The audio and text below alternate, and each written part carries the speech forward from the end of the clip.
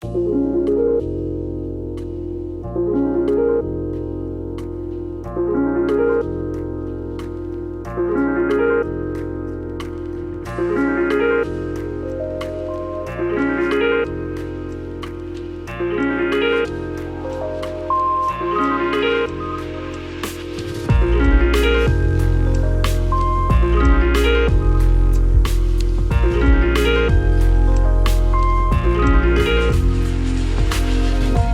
friends. Welcome back to the Noclip Crewcast. This is episode 284. Man, we're getting real close to episode 300. Better start prepping for that.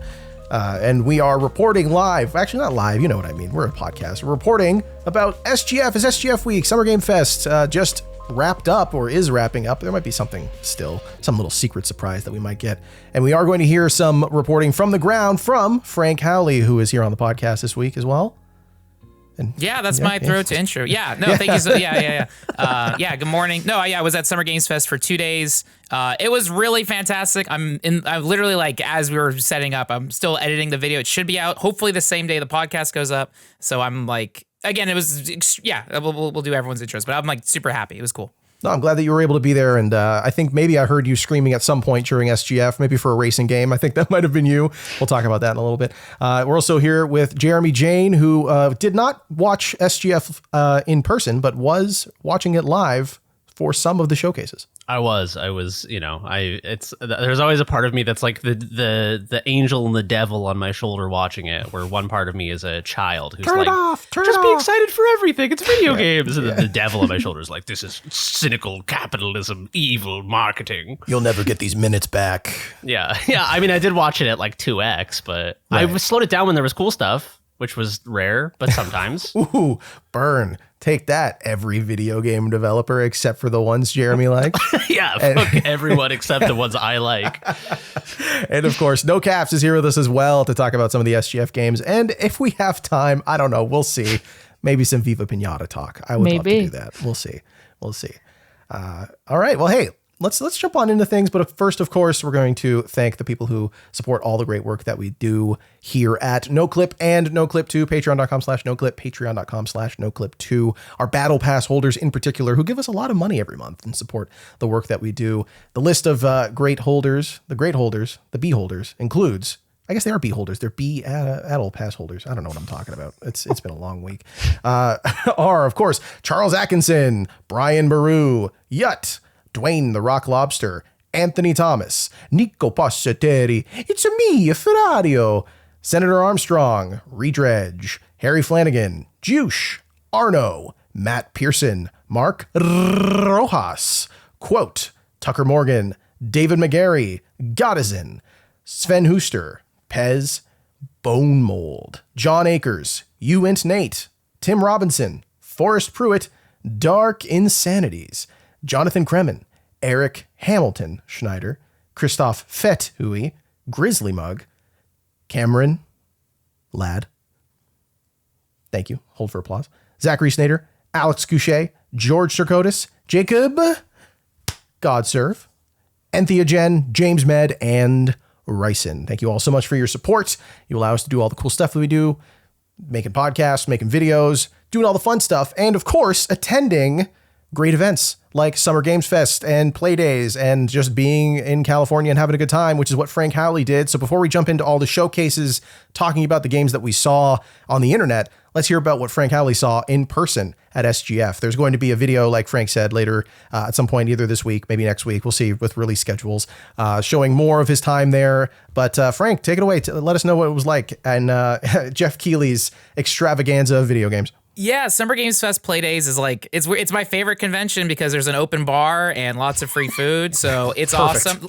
Yeah, it's so funny. The first year I was like a little like hesitant of like, oh, I could just get drinks, cool. The second year, like when I went there, I immediately go and I'm like, oh, I'll get a vodka Red Bull. And the guy's like, you have to order that afternoon, sir. You have to wait. I was like, oh, I'm sorry. So now I know how it worked. So this time I like 12:01. I'm like, oh, hi, I'll get, anyways.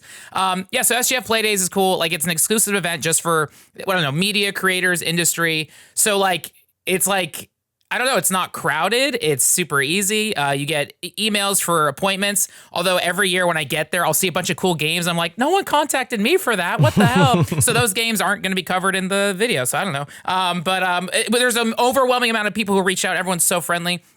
I will say, like, regardless of the games, it felt so, like, it's weird to say, but like very like validating and like, again, I feel like I have this like this screen psychosis because I just live and exist in my room. I rarely go out. But then when we're at these games events, everyone extending the gratitude towards the whole team. Everyone's like, "Oh my God, Noclip, you guys are killing it. Noclip too." Like everyone is like, like praising, and it's like that's not. It's you guys. It's Danny. It's Jesse, Jeremy, NoCaps, all of us. So it was like, oh my God, like again, it's so hard when it just screens in numbers where it's like it doesn't feel real. I always so it's like, oh my God. So I get like validated and like, and now I'm like, oh my God, I'm like confident and happy. Oh, this is great. So fantastic. Everyone's super friendly. I just went 2 out of 3 days. I didn't go to the actual like live press conference, even though I had a ticket. Sorry. Oh, damn. I didn't want to sit through traffic, but it's way more fun just watching it online and like skipping through trailers that you don't want to go to, or whatever they like.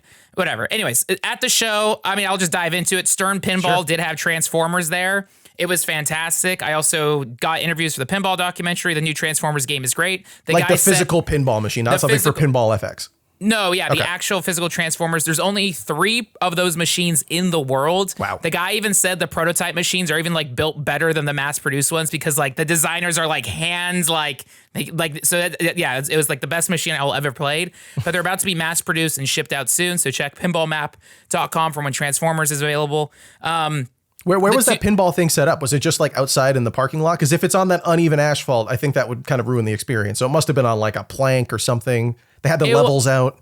So it was in, kind of like you said, the parking lot where there's a food truck section. And so, there's all these food trucks. And in the corner, there's Stern Pinball. So like, it was really great because people could see, oh my God. And all the machines were set to free play. It was connected to the app. So I was able to scan my app and like Transformers is launching with achievements. The other funny thing with Transformers is I'm in the top 1% for the pinball game. Again, that's going to be in the documentary. That's literally why I'm playing. My friend Jared said it. He cracked my psyche. He's like, wait a minute. The reason I'm going nuts over Pokemon Pinball is theoretically the achievements aren't out yet because Nintendo's very takes a while for them to approve everything. But Jared was like, oh, this is the first Nintendo game where you can get achievements, and that's true. So that's like, that's it. That's all it takes. That's all it takes. Anyways, I set a high score on Transformers. I'm in the top 1% in the world. Once those machines are mass produced, then that will drop. But yeah, Transformers Pinball was cool. My 2 favorite things I saw was everything at like Capcom and Sega. At Capcom, I played the Onimusha demo. I found out it takes place in East Kyoto, and they actually recreate real temples. Cool. In the presentation, like, oh, we hope you go out and visit these one day. And I immediately added it to my Google Maps. I want to go. Onimusha demo was fantastic. They had the Resident Evil Code Veronica. They shared with us like an exclusive trailer or presentation of like extra footage and stuff. Nothing that it was so funny. It was basically a story show. It's like, here's every Resident Evil. And then they show like 1 through like 3 and then Veronica. And the producer was like, we basically consider Veronica to be a core part of the franchise. And we're going to remake it, make it well. It's going to be in third. Either my first question I asked the producer, like, is this first or third person? Because the prologue thing they showed at like Summer Games Fest was like a POV first person thing. But the director's like, no, the entire game is going to be third person. So that's super cool. Okay. That was the only 2 things playable at Capcom. I did see the Street Fighter producer there. So I don't know if they were showing stuff behind closed doors or what, but a lot of the Capcom devs were there. At Sega, I played Stranger Than Heaven, which was my favorite game of the show. They had 3 different eras. One was Osaka. I think one was Kobe. One might have been Hiroshima or Fukushima, but that was fantastic. The combat. Did you get to fight Tupac? Was that an no? Option, There was no Oh. no Tupac, no Snoop Dogg. Oh. It was the one thing I was really shocked by is like. I started playing the game expecting it to be like Yakuza button mashing, and I immediately died. Okay. Like the combat in Stranger Than Heaven, it feels way more focused on like stamina, rhythm, timing, guarding, parrying, deflect. It's like way more intense now. Like, oh, you have to pay attention. It honestly felt like an MMA game because each trigger controls your like left and right side of your body. So like. Yeah, it feels like a boxing or a fighting game. Like it's like fantastic. So that was super cool. At Sega, I didn't play it, but they had like a demo for Crazy Taxi. I got to meet Kenji Kano, the creator of Crazy Taxi and Top Skater. Did you take a look at it at all? Like, you saw the trailer, but did you watch off screen somebody else playing it? The guy was playing it live. They played maybe like 15 minutes, showed off a bunch of mini games. There were like brand names in the game that I was excited to report on, and then the next day they're like, "Oh, those are all like temporary brands, but we don't know if those were like approved licenses yet." How can you show that at a showcase? I know. I think there was articles that came out day one of like, these brands are in the game, and then there was immediately like, "Oh, please don't report on that." Yeah, so of course they would report on that. What the fuck? You can't just show that and I'm be like, do no. brands in the demo for my game and just on Steam, but it's just the demo, so it's fine. It's okay. You can't sue me. I said it's just, I'm going to take it out. It's like temporary AI assets. You can't be mad at me. I'm going to take it out. I feel like it's like a suitor thing. It's like, oh, we put this brand. Do you guys want to work with us? I feel like legally, that's like the most insane thing ever, especially for a Japanese company, because the little bit I've done with Japanese companies, they're like, you can't put our logo in here. You have to have the registered, not the trademark, not the TM. We need the R. So the fact that they're like, yeah, fuck it, put Campbell's in the game. Like, what are you talking about? We'll just take it out later.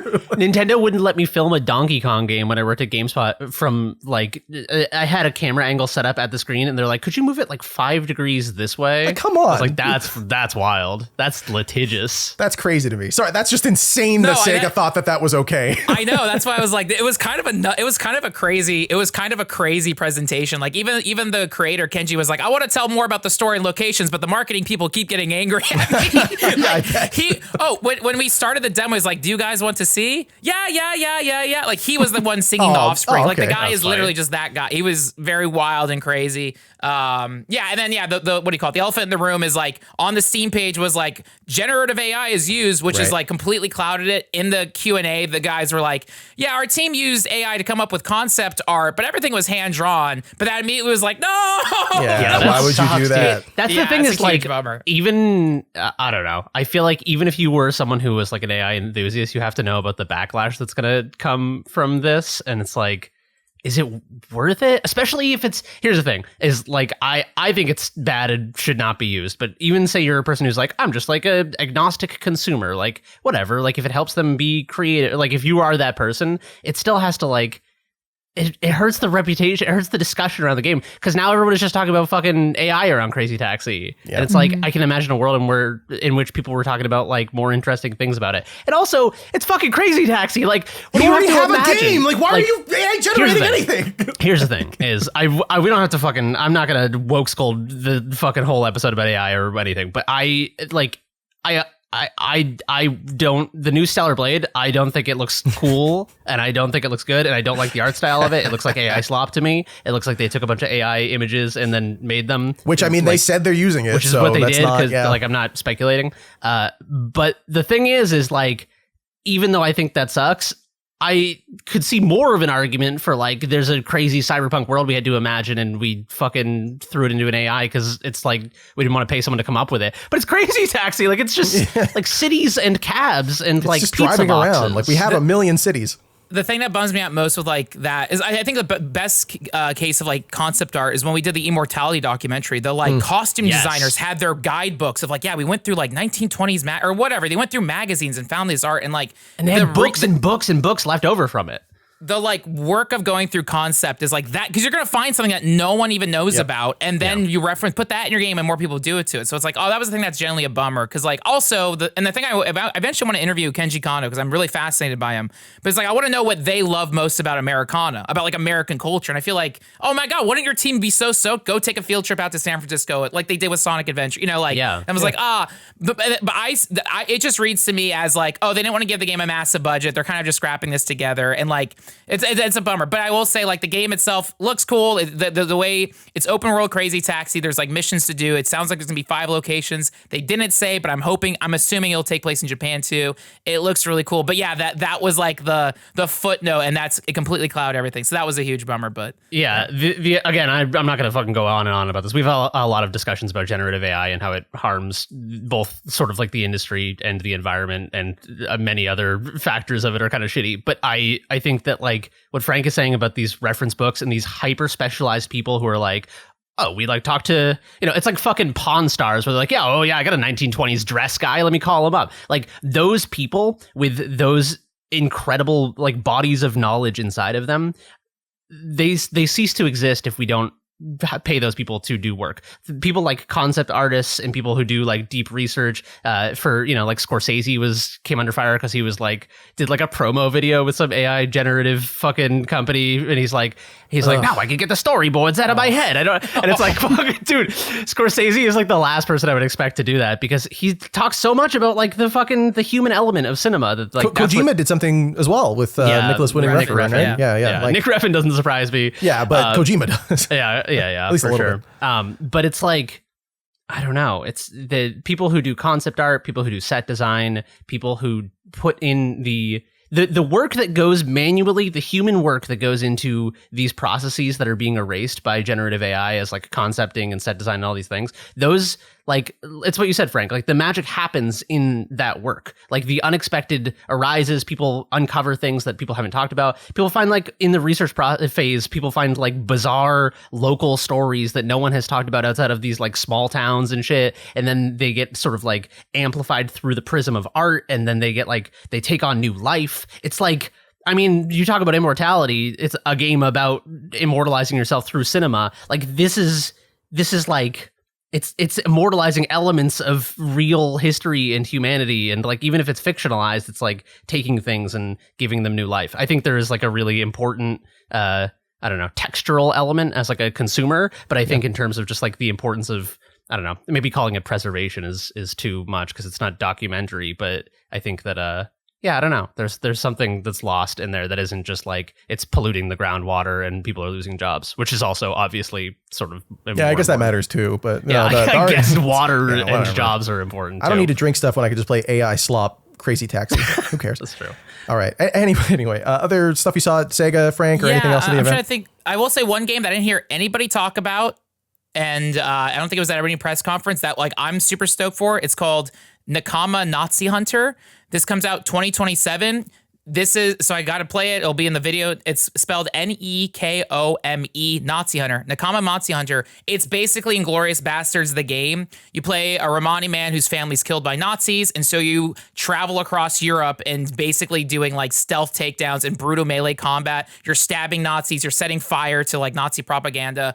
It is like tonally like Tarantino, like Grindhouse, like extreme blood. But, and it's like, it was fucking like super cool. Like it was an early build, so like, you know, not super polished the gameplay wise yet, but like, damn, I was like, this is fucking crazy. This is amazing. So yeah, no one, I don't know. Like, I also can understand a game filled with Nazi symbols not being shown on stage at like Summer Games Fest or Nintendo Showcase. The big fucking like Wehrmacht banners roll down for the showcase. Yeah, but they're covered in blood. It's okay. It's okay. It's really cool. Like this was announced, it looks like 4 months ago as well. So that might have been part of the reason it wasn't super hyped up at the event. But you got to see gameplay. I've never heard of this. It's like in the art styles like Dishonored or like Team Fortress. Like I was like, I took the appointment, was like, that's fucking, like, honestly, I took the appointment because like, oh, that's edgy, I'll take this. But then when I sat down and played and it opened, it was like, oh, this is cool. And like, yeah, it's, again, I think following the trend of like Wolfenstein, Indiana Jones, of like, oh, this is like pretty cool.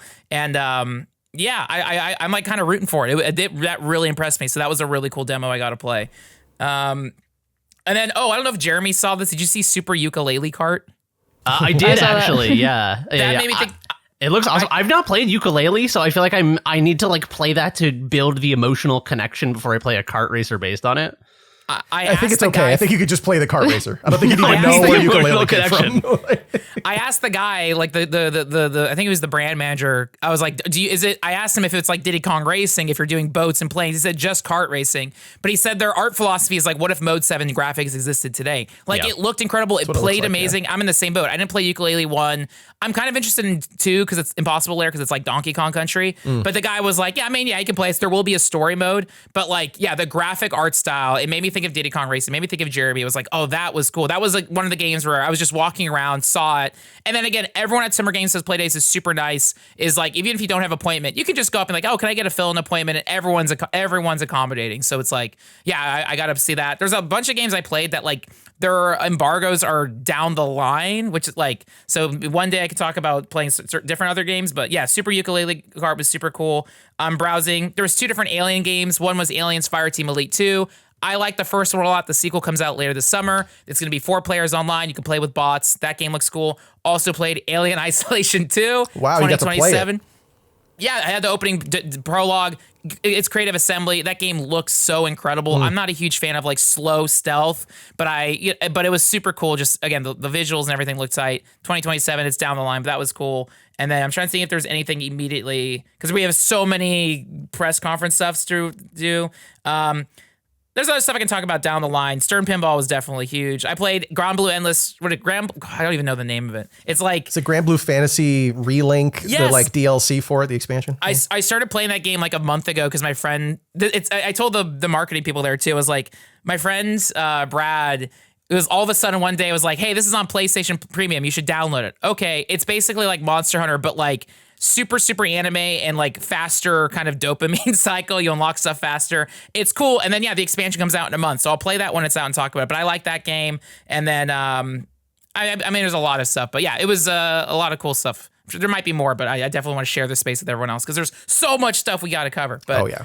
And then I was also on the Giant Bomb at Night couch. Everyone was super cool. I interviewed Jeff Bakalar for the pinball documentary. I promoted everyone's projects on the Giant Bomb couch. I was like, Jeremy just has an awesome Star Wars Galaxy documentary coming out. Thank you. That's very nice of you. I said Jesse does awesome Steam Next Fest videos. Like, stay tuned for our next one. I said No Caps is a video on the history of game jams coming out. I talked about Danny's Disco Elysium project. I didn't say anything that we haven't announced yet outside, but I used the space to kind of promote, and then I talked about my pinball documentary. Well, yeah, I mean, of course. And again, everyone was hyper complimentary for the Noclip team, and like, so yeah, I wanted to take this praise and positivity I'm feeling and share it with everyone, and also everyone who listens to the podcast and supports it, because like, again, I feel like Noclip like is kind of this weird guerrilla, like it's different. It feels different than other games media. Like, I mean, Giant Bomb itself is its own guerrilla behemoth, and I also like. But it's kind of cool to be there and just, I don't know, it's weird. It was amazing how everyone much appreciates what we do. So it kind of was like, oh my God, this is so cool. So just thank you guys, everyone. But I had a really good time. Yeah, it's always funny when I go to an event and, people, I'm not exactly the fucking, people don't think of me when they think of Noclip, which is fine. Like, I get it. I think of Danny, but like they'll talk to me for a while. They won't know what I do. And then at the end of our conversation, they're like, hey man, sorry, I didn't, who are you with? And I say Noclip, and they're like, holy shit. They start like bowing. I'm like, okay, fucking calm down.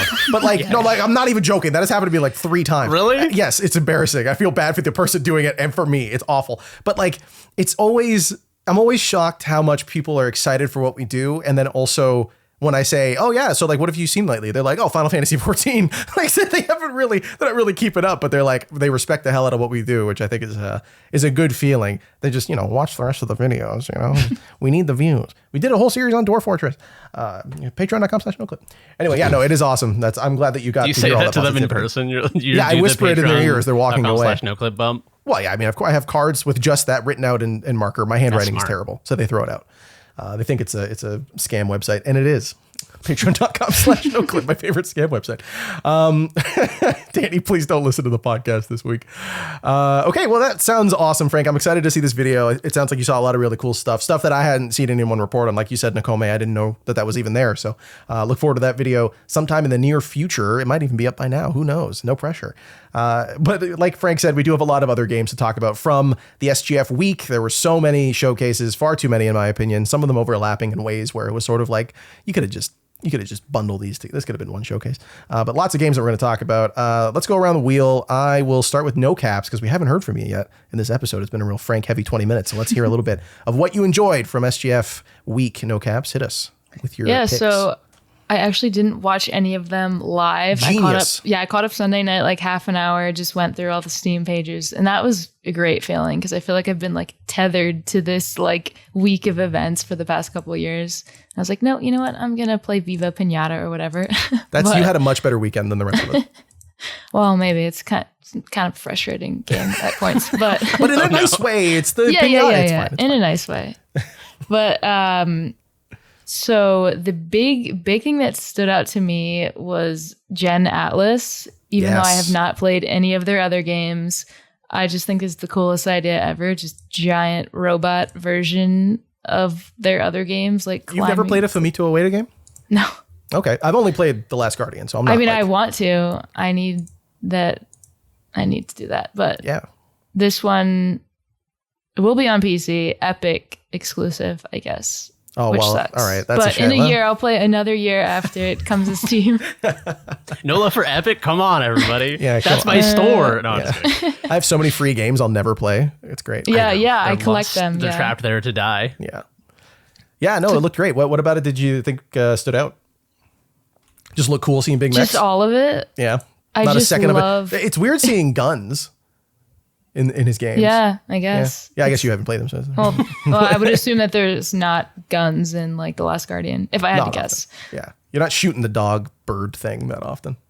Only a couple times. Yeah, I'm flicking through the trailer now. Such an interesting art style. It just for like his looks style of games. cool. I don't know. That's my description of it. That was a lot of SGF. It was like, yeah, that looks cool. All right. Next. No disrespect. It was just like, yeah, I mean, I don't know. I'd rather just be playing it than seeing it. Yeah, exactly. I think it's what you guys were talking about a couple weeks ago of like when you see a game is so early before you play it and you see the cool part, you're kind of like, well, now I don't want to play it because now the cool part has been revealed. I didn't realize this is what it was. It's like telling someone you're writing a screenplay and they're like, that's so cool. That's so cool that you're doing that. And you're like, I got what I needed here. Yeah, it sucks both ways. The audience knows what it is and they're like, oh, okay, it's coming eventually, right? And then they forget about it. And you get the dopamine of feeling like you did something because you told someone you were going to do it. Write the first page and tell the person next to you at the coffee shop and you're like, I think we're done here. It's the same as finishing your screenplay. Yeah.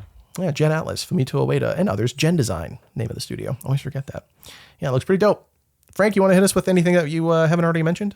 They announced a new Rhythm Heaven game. They did. They had already shown it off, but yes, they finally showed us more gameplay. So that's like the healthy thing with all the showcases is like I'm always like laser focused on whatever my obsession. I know any pinball game, but it's like I didn't see this. So like it's the same music producer. Like this guy also produced a ton of idol bands. I remember like playing Rhythm Heaven like on DS and be like, I like the music. And then I started listening to all the bands that guy produced. So now it's like he's back. I think he also had like, I don't know, medical stuff. So it's like, it's been a while since he's made new music. So I'm like, oh my God, his name is like Sunku or Sunka.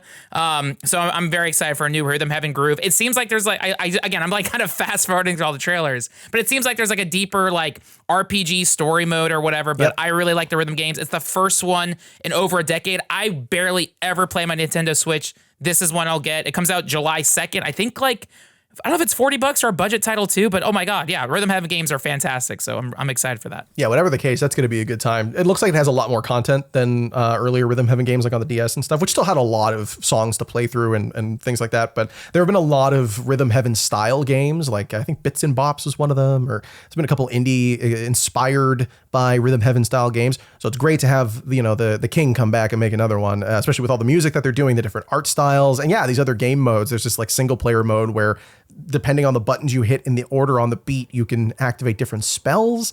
That seems wild to me. There's like multiplayer modes, which look really cool. Yeah, definitely a game for rhythm game fans. Looks really, really awesome. And if it's $40, I mean, yeah, I'm there day one. Absolutely on Switch too. Finally, another reason to turn it on. Jeremy, what did you see? I think the game that I was most excited for out of everything was Wrong Organ of mouthwashing fame. Yes. Announced Carcass Clad, which is it's a bizarre game that the teaser did a good job of kind of showing a lot and also not really showing that much about what it's like to play. But it is a sort of extremely diegetic tank co-op game where 3 people are piloting like a sort of like semi-fantastical tank in a sort of grounded but semi-fantastical world, and everyone has these like different roles in the tank, and you're like every switch is flippable and every valve is turnable, and just like everything is fucking diegetic. And it seems like the kind of game where you're all screaming at each other to do the thing, and I'm doing the thing, but did you do the thing? And there's like steam shooting out of the thing. Right. And it's like this atmospheric horror world where there are other tanks you're fighting, and everyone is like putting animal carcasses like dead cows on spikes on the tank to like block bullets or something. I don't know. It seems fucking cool and interesting, and it seems like I'm interested because it's a very different direction for them. Yeah, I was gonna say, I thought mouthwashing was fantastic. I also thought that in a sort of weird paradoxical way, the parts of it that were like genre pieces that felt like a horror game were sort of the weakest elements of the game. Yes, I think dodging the ghost horse was not a particularly enjoyable. Yeah, part the of the ghost game. horse Yeah. and the like gun sequence. It's like I to me the best parts of mouthwashing are when it's more like like no exit, like it's just like a bottle episode yes. play that I'm just like privy to part of, And so this is so different than what I liked about their previous game. It seems very mechanically forward, very gameplay driven. It's co-op, but it still has that sort of like gritty atmospheric horror, visceral, like bloody weirdness to it. So yeah, I'm psyched to see them do something so different. I think it would have been very easy for them to just do not a game called Mouthwashing 2, but a game that is similarly like narrative and dramatic in tone and in presentation, like spiritually a sequel to Mouthwashing, because like how Fish is Made isn't so far away from what Mouthwashing was. Correct. So I wouldn't have been surprised if whatever their third project was just going to be in that same vein. I'm very excited to see what they do in a co-op gameplay experience like that that's still embracing their weirdness. I never played How Fish Are Made because it's about the parasites that are in fish, and I'm a pescatarian, and so that's I feel the one meat I eat. Don't ruin it for me. It's the one fucking meat I eat, and it's like, listen, I know there's like worms and shit in it, but I don't want to think about them when I'm eating it, you know? Right, fair, yeah. Watch out for the sequence in the game where they show you how much mercury's in the fish too. That's the hard part. Well, that's fine. Okay. I don't care about going crazy. I just don't want worms inside of me. I mean, that has the same effect given the current head of I just don't want to turn into like a bloodborne enemy. You know what I mean? You could be, you would do a great Father, what the hell's wrong with me? Father Gascoigne. Father Gascoigne. I just want to stand in my local town with like a pitchfork and a torch going away, away, and waving it at people. You do have like, no disrespect, you do have like sub NPC Bloodborne vibes of like, he would stand there and like, that's like in the a nice nicest way. thing anyone's ever said to me. Yeah, I don't want you to turn into a huge monster. I want you to just stand there and be the town crier whose arm is a little messed up. That's as far as I want it to go. I'm gonna get like a big Dickensian fucking top hat and wear it on the podcast. Do it. It's like spiky. That'd be great. I'm gonna go on eBay while we're chatting. I'm sure you'll find one. All right. Well, what did I see that I thought was cool? There was like 3 games. No, there was a lot of cool stuff. Signet City. It's probably the biggest pop for me. I believe that's what it was called. Yeah, Signet City. The newest game from Gareth Damian Martin's studio, Jump Over the Age, developer of Citizen Sleeper 1 and 2, 2 of my favorite narrative games of the last decade. I think they have some of the best writing, period. I wouldn't even say in video games. I love reading everything, every bit of text in those games. I almost like reread stuff just because it hit me so hard, especially Citizen Sleeper 2, a game that deserved a lot more love. Starward Vector, I believe was the subtitle. This new one, we just saw a trailer. It's a first-person game. I don't know how that's going to work structurally. The trailer looked like it was more of a cinematic thing than it was a gameplay thing, but it is a fungal punk adventure RPG style thing. Probably in the same vein as Citizen Sleeper, where you're, talking to characters, learning about the world. Probably beautiful prose again, I'm assuming. Same writer, so why would that change? And then, I don't know what the structure of it's going to be like, but anything related to Jump Over the Age, I'm on board so far. They're batting 1,000. Can't wait to see what this new thing looks like. And there've been a lot of games that have been focused on sort of mycology as a threat to the environment. I'm reading a lot of stories around that as well, like that book I mentioned last week. It's really weird. As like, I got into mycology like a decade ago, and it was a bizarrely niche thing at the time. Like, people would give you weird looks, and now it's like, I don't know. It's like, I think a little bit of it is The Last of Us, the cordyceps fungus being a threat, and then everyone's like, oh, why? And we look into it. It's like, oh, if the planet's temperature raises by 1 degree Celsius, then all of these fungi that we weren't worried about suddenly can survive and are a threat. And we're like, oh, that sounds like an existential crisis. So it's like The Last of Us and Arrival. No, not Arrival. Oh my God. It's based on Annihilation? Thank you. Yeah. The Southern Reach trilogy of books. Yeah. Annihilation as well, I think, kind of sparked that imagination in everyone's brains that nature is scary, but not in the happening kind of way, like in a much cooler, less bad movie way. So excited for Signet City and more stuff like it in the future. All right, no caps. What's up next for you? Did you see anything else? You have 2 games? Yeah, I think we should go to PlayStation and Nintendo maybe now. Yeah, absolutely. I was hop wherever you want. You do whatever you want. We're freeform surprised. So for PlayStation, we see like the Dave the Diver thing comes up, and it's like, oh, it's the chef. And then you find out that it's like Cooking Mama. Yes. And so I was like, oh, okay, wait.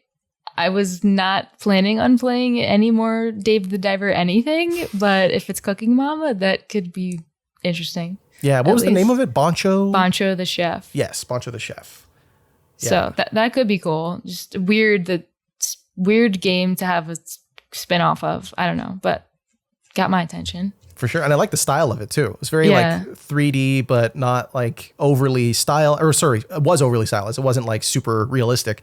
And the music in the trailer was very good. It was like everything about the presentation, the mini games all looked really good. Yeah. The Cooking Mama style thing. There's been also a couple of games kind of like that. There's one recently, Koumakyou, I believe it's called, on Steam. It's an indie game. Similar sort of vibe. So yeah, anything to bring back more Cooking Mama. My wife was watching one of the showcases with me, and she loved playing Diner Dash. And there were a couple of games, like there was that One Piece Diner Dash game we might get to later. Similar sort of vibe of like, yes, I think she made the comment. So I'm allowed to say this because my wife said it. They're finally making games for 40-year-old women, which is perfect. She's not 40, but it's in the millennial women are being treated well. So enjoy. And I'm getting into them too. So it's nice to play those games. Yeah. Yeah. And the other one from PlayStation that caught my eye was Kemuri, which I had kind of been following, but we didn't really know anything about it. But it just is like so stylish looking, and the city and traversal just looks like very, I don't know, dynamic and everything. And I think it's like it has co-op. I don't really know much about it, but I think that it looks cool. Yeah, the trailer was cut pretty quickly, so it was sort of hard to discern what was going on. You had to rely on... I don't know if it's like, you're just fighting against other people, or if you're like, I don't know, if there's like a single player thing, but it's definitely stood out to me. I think it's kind of like a ghost hunting thing. You're right, we don't know what's going on. But the developer is... One of the developers, anyway, is Ikumi Nakamura, I believe, right? The one who did the dance. Yeah, everyone loves her.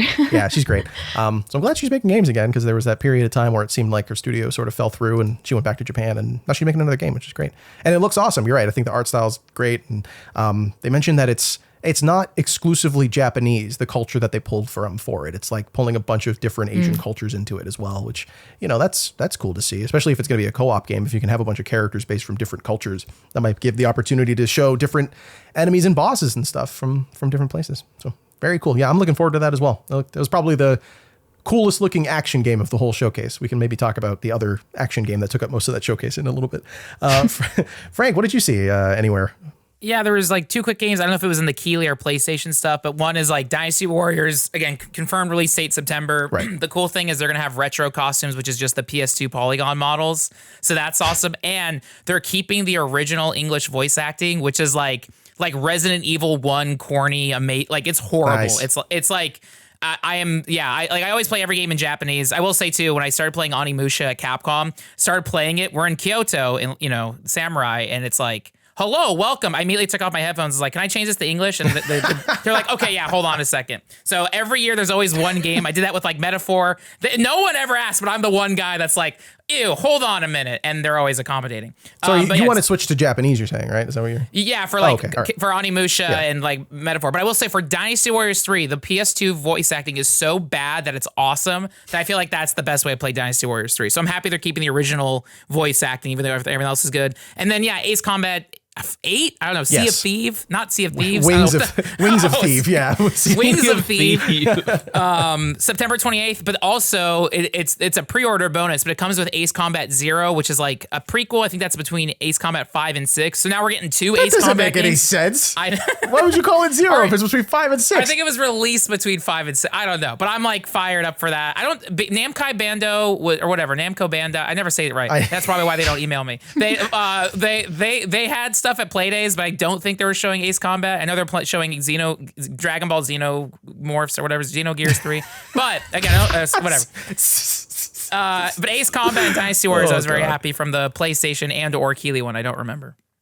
Yeah, those all looked awesome. I think it's great that they're doing that with Dynasty Warriors 3 and like sticking true to it as well. And yeah, Wings of Thieves, I've never played an Ace Combat game, so if that's the first one and I work my way back to all the other ones people say are good, hell yeah. Although I don't know. I saw this happen to Jacob Geller on Blue Sky. He was like, yeah, I'm playing Ace Combat 7. This is a great game. And then everyone in the comments is like, hey, why don't you play Ace Combat 1 and 2 and 3? What, are you not a real fan? And it's like, I just started playing. Can you shut up? I ordered Ace Combat 6 on Xbox 360 because it's compatible with Series X. It should arrive like Friday. So I loved 7. And 7, like, again, it goes on sale like... It could be a good summer game too. Like I do recommend it, but yeah, start at 8, whatever. Who cares? I'm very excited. It's like Yakuza. Like start at Yakuza, play whatever you want. Like a dragon, infinite wealth, work your way back if you feel like it. You don't have to play every single game. Especially Ace Combat. Like what are you going to, I'm sure the stories are good. I'm sure the games are good. Don't get me wrong. But like, it's an airplane. Like I get it, Like, you got to know which plane is which though, man. Yeah. Oh yeah. You got to go back and play Ukulele 1 before you play the Kart Racer. You got to go back and play Ace Combat 1. I have to be emotionally attached to the F-37 or whatever, F-35. No, I get it. It's fine. Okay, Jeremy, what else did you see? What do you want to talk about? This was not a new announcement, but it was new information about an old announcement. Well, old is overstating it. Silent Hill Townfall has a release date. It's coming out in September. They're like, put it out, let people play it before Grand Theft Auto 6 destroys the world. Yeah, September is cooked, by the way. Just real quick, there's like 40 video games coming out. It's going to be a big month for the gamers. It's a bad idea. So Silent Hill Townfall, I don't need to like over explain it. People have seen it. It's like a Scottish island town. I like it because I like Silent Hill and I want to see more Silent Hills from more people. I liked Silent Hill F, kind of like parts of it I thought were really good. I thought I played it before they sort of like retuned it, and there was a lot of like, especially towards the end, a lot of combat arenas, and it was it was a little too much like beating the shit out of the same enemies with the same crowbar, and I just was like, holy fuck, can this game end? I just want to know the story, god damn it. But I love Silent Hill as a concept, as a unifying thematic concept, and I basically just want to see like as many takes on Silent Hill as possible, like good, bad, ugly. I just want to like see more people try their hand. I want to just let me make a Silent Hill game.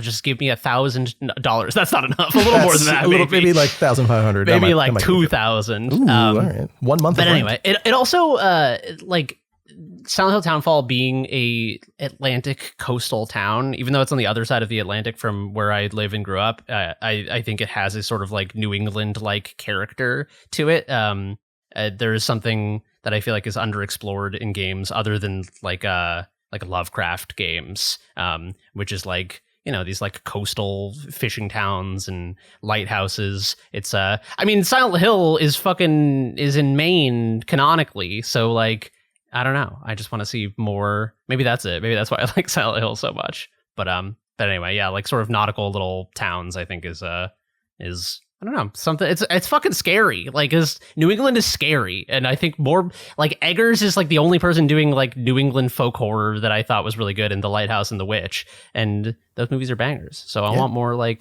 want more like New England horror, I guess. Widow's Bay, yeah. I still haven't. You still gotta watch it. Yeah, small coastal town horror. It's funny because like there's part of me that wants like it would be nice if I played like a normal game, like small coastal town. You're a fisher and it's nice and it's calm, but like. I don't know. Can you? Like it just seems built into the DNA of it. Every single story I see that takes place in that kind of town is always the same sort of thing. It's always a horror game. It is like that. That is why. So the town that Innsmouth is based on is Newburyport, Massachusetts, which is near where I grew up. And the reason that Lovecraft wrote about Innsmouth is that he went and visited there in like the 1920s or whatever, and everyone was so fucking insular and weird towards him that he felt like, because they were weird towards outsiders, they must have some sort of horrible dark secret, which he interpreted as their fucking fish people. I don't know. That's kind of the interesting thing about like, I feel like people in New England are so like kind, but in the meanest way possible, where it's like, The joke about breaking down in a car in New England is that if you break down in a car in California, people will drive by and be like, "Oh my god, that poor person." But if you break down in a car in New England, the first person that drives by will pull over and call you a fucking idiot, but they'll help you change your tire. Yeah. And so I feel like there's this weird social tension in New England that I think it yields good horror. Yeah, for sure. It's very, very cool. And so is Silent Hill Townfall. It looks cool anyway. Developed by Screenburn, who used to be called No Code, and I've played one of their games, Stories Untold, which is like a bunch of vignettes of horror things. It was really interesting. It's actually I remember it quite fondly. Maybe if I go back and play it now, it will feel kind of antiquated, but it was a really cool thing at the time. Oh yeah, they did Observation. They also did Observation, which I have not played, but I've heard really good things. I've heard really good things about it.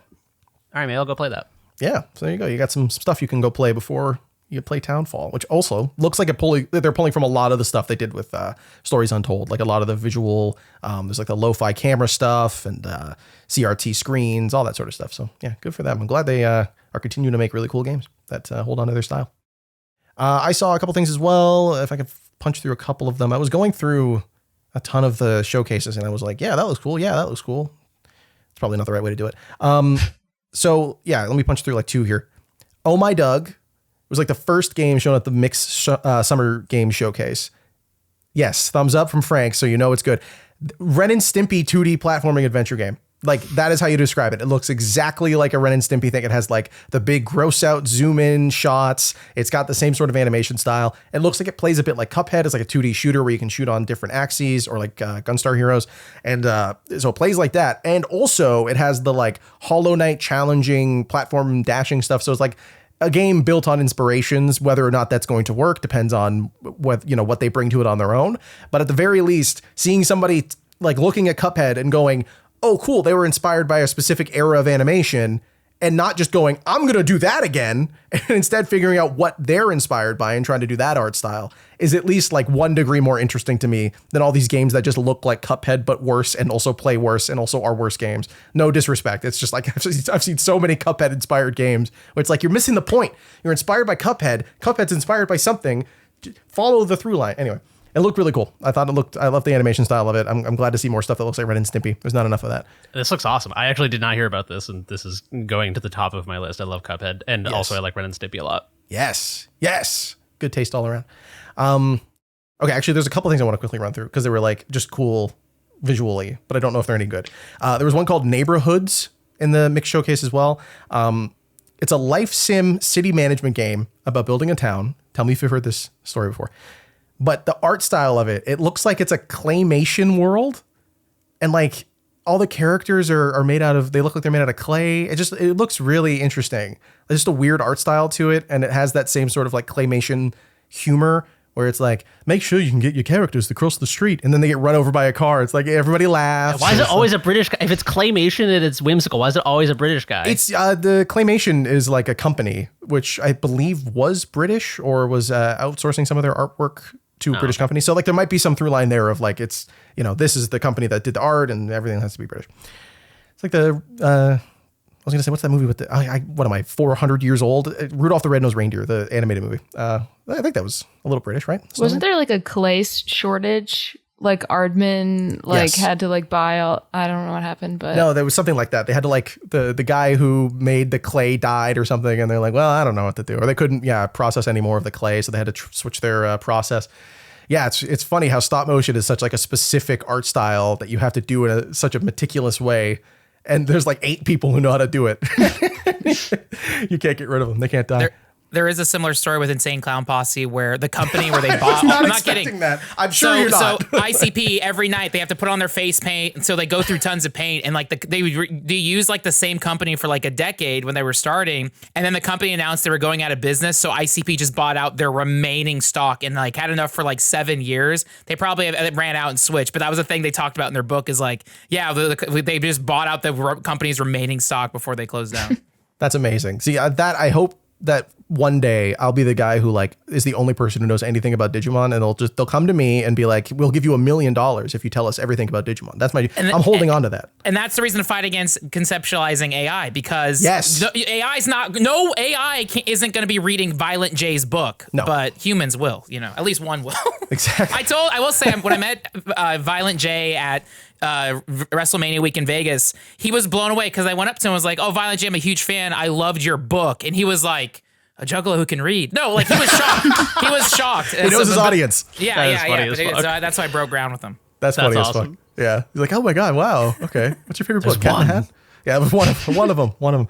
And the other thing I want to talk about before we go back around the circles, just because there was so much about this I found interesting. God of War Laufey at the PlayStation. I was going to ask you what your thoughts on this were, because I don't like God of War, but I know I just was curious if this was like polarizing to you. It seems so different. It's God of War Laufey, you play as Faye, or Laufey, I believe is how you're supposed to technically say it. Faye is her name in the game, as we knew so far from God of War 2018 and God of War Ragnarok. So this is it's not a prequel. I think, given what they showed in the trailer, it's supposed to be happening simultaneously with the other 2 games. There are a bunch of events that take place in God of War and God of War Ragnarok that are like, it's a magical game, so you kind of can assume it was magic, but also like, is there a hand forcing the actions of the characters throughout the story in those games? And I think the implication is that Laufey is supposed to be doing these things. Kratos' wife dies. They have the pyre for her. She is sent to Valhalla, or they assume. And instead, what happens is she ends up in this place called like the Graveyard of the Gods, something like that. So where all the gods go when they die. And like quickly you realize it's not just the Norse gods, it's everyone. Like they have I believe a Chinese mythology god there. There's like some Egyptian god there as well. The gods of war that you meet pretty early on. So there's a bunch of that stuff there. And also there's a cube voiced by Jack Quaid with a sword that I think is also voiced. I'm not really sure, but all right. I think it was 20 minutes of gameplay, and maybe I'm just so far removed from God of War and God of War Ragnarok that I don't like it anymore, like conceptually, but that showcase was a very long string of cutscenes where sometimes you pressed R2 in the way where like in the mid 2000s, early 2010s, there was like a lot of complaints of there being too many QTEs and cutscenes, and it was like just either play the cutscene or let me play the game. Don't make me feel like I'm doing both. This one, the trailer kind of felt like they were showing cutscenes and throwing R2 on the screen to remind you that it was a video game. Like there were moments where I was like, you didn't press a button. Like, nothing happened. You're telling me she was just going to die in the middle of this cutscene if I didn't press R2? Like, shut up. That stuff always messed me up. But narratively, I don't know. I'm interested to see it, I guess. It's a little weird that we spent 2 games dealing with these 2 characters, Kratos and boy Atreus. Yeah, I didn't want to spoil anything. Atreus, boy.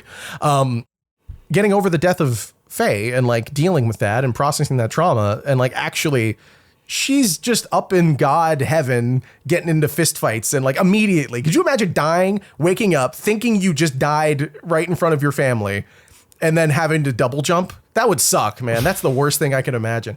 So I don't know. Am I excited for it? Honestly, not really. Like, I'll play it, I guess, because I like the God of War games a lot, but I was really hoping for the next thing to be a continuation or a new story or something, and and also like, I'm glad they're doing Faye. It really bugged me how many times they showed Kratos in that. I know they had to, but it's like, are we really doing this where it's like Faye's, the reason she keeps going is because Kratos keeps showing up? She's also a god. Like she seems stronger than him. She doesn't need his support. I don't know, whatever. I just found that awkward. So yeah, I'll play it, but reluctantly, because I feel like I have to at this point. It is an interesting like risk they're taking that you brought up, which is like creating a character who is so important but so absent, and then after 2 games just being like, oh, here's what happened on the other side. You're like, wait, what the fuck are you talking about? It's like, I was trying to think of a parallel, and the only thing I could come up with is if they wrote like 7 Harry Potter books told from the perspective of his dead parents. It'd be like, that's fucking weird. Because like now it sort of like changes the context of a dead character if you go back and play those other games. And I think that could be a really interesting reason to go back and play them. It could also really fuck with like the sort of like a character being dead feels impactful because of their absence. And so now if you're like, oh, she's not dead, she's just like with Jack Quaid. Exactly. Yeah, just hanging out with the cube. That sounds like something you tell a kid if like their pet dies. You're like, oh, honey, he's just out on the farm with Jack Quaid. You know, that's what what every dead dog goes and hangs out with Jack Quaid. We all know go upstate to a farm with Jack Quaid. All dogs go to Jack Quaid. That's the classic film. Everyone's seen it. No, I agree. It also like concretizes story stuff. Like it makes you have to sit down and say, this is the lore. Like this is what happened, as opposed to leaving that up to the audience, which I think was a fun part of God of War. Like there are moments where, like I said, like, is it magic or is there somebody pushing Kratos towards safety or away from threats? And now it's going to be, you know, maybe they will, maybe they won't. I'm not 100% sure, but just based on the way that the story is set up, it sort of seems like the implication of is Faye helping them in the story is going to be literalized. And it's like, I don't need that. It's fun when stories aren't so literal. And even then, like, I feel like it's better. Like, you're right. It's better if I don't know what happened to her. I almost want to know, you know, I do want to know from annoying lore perspective, how the hell God of War 3 Kratos got here. I don't know if they're going to cover that, but at the very least, I was kind of hoping they would get away from the no camera cut thing. That still being there also, I was like, I get you like the gimmick, but like it's hurting your ability to tell a story. You keep having to like create the idea of a ghost so you could put characters you want on the screen. Like stop, just let the camera cut. Whatever. I don't know. It just bugs me. Yeah, the last thing I'll say about it is, again, you bring up an interesting point of, because I imagine the game is going to be a lot of moments where it's like, because they happen contemporaneously, it's going to be like, you're going to look through like a portal and Kratos and Boy it'll be a part where like magic happened in those original games. And then it's like, oh, I was the one doing the magic the whole time. And it's kind of like remaking all the Star Wars movies, but there's like an invisible guy. And every time they use the Force, you're like, oh my God, I was the guy I was mind controlling the Stormtrooper. Yes, exactly. It's like that bit in Interstellar where Matthew McConaughey's character is like looking at the past. He's like, I'm the one who knocked the book off the wall. It's like, oh my God. Yeah, I guess that's cool. One time we're going to have a whole game with like bits of that. It is a big, it's a high risk, high reward conceit to do a game that's contemporaneous with such a beloved game. Yeah, we'll see. I don't know. I'm sure it'll still be fun to play. The action looked better than God of War Ragnarok, so it's all right. If all the story stuff is mediocre, but the punching and the hitting is good, thumbs up from me. All right, No Caps, anything else you want to cover from Summer Games Fest? Well, following up on what we talked about the last podcast episode, Rayman Legends. You did this. Retold. I'm playing Rayman Legends, not Retold now. And so I'm just like, well, we don't need this. I'm already playing it, and it's like a 13-year-old game, but it looks amazing. I mean, I don't know. Yeah, how do you feel about the art style? Because you still like how Rayman Legends look, but it's 3D style that's sort of adapting the 2D art into 3D. How do you feel about that? I mean, it does look good, but so does the original game. Like, I don't know.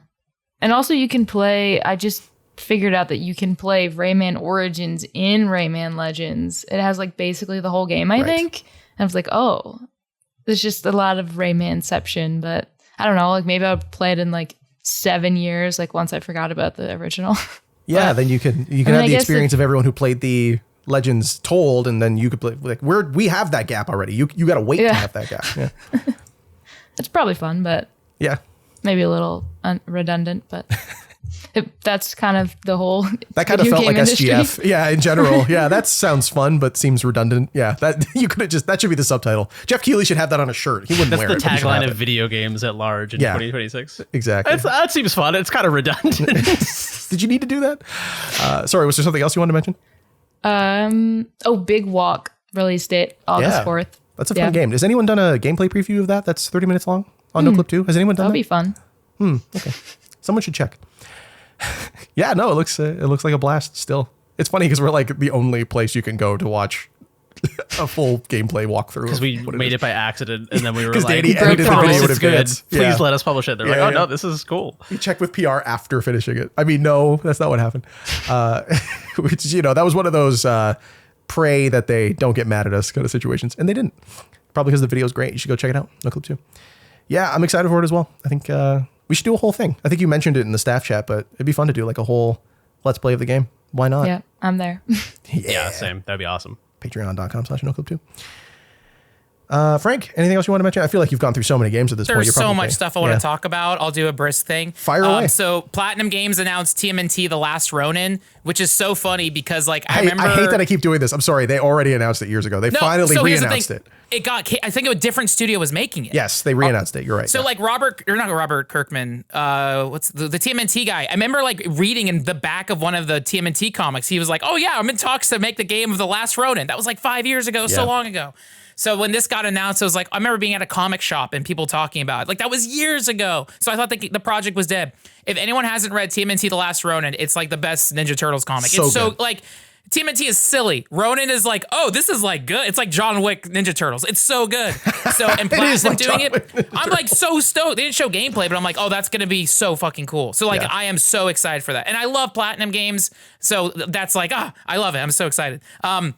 This was not at Summer Games Fest. This wasn't at any live things, I don't think so, or like showcases. This was at IGN Play Days, wherever the hell that is. That's like a separate thing, open to the public.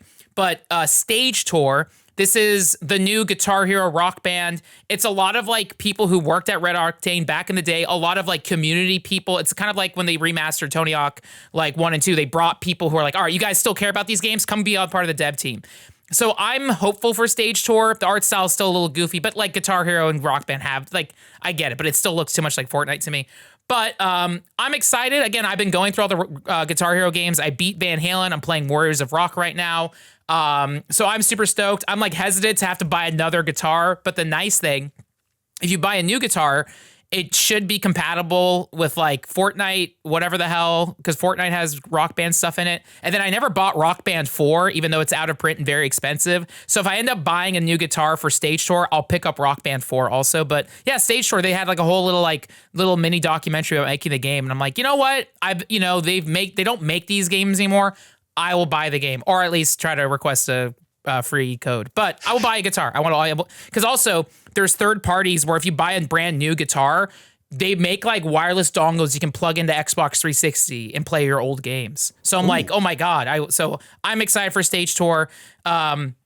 And then quick things from Nintendo. I watched the Japanese Nintendo Direct because they exclude a lot of video games from the North American one. Really? So this was not covered in the Japanese Direct, but they're remaking, I call it Touhou. I think it's pronounced Touhou, whatever. But Touhou is like the original bullet hell shooter with insane anime art, music. It's such a massive thing in anime communities. Even in DDR, all the music's from it. So they're remaking like, I forget if it's like Scarlet.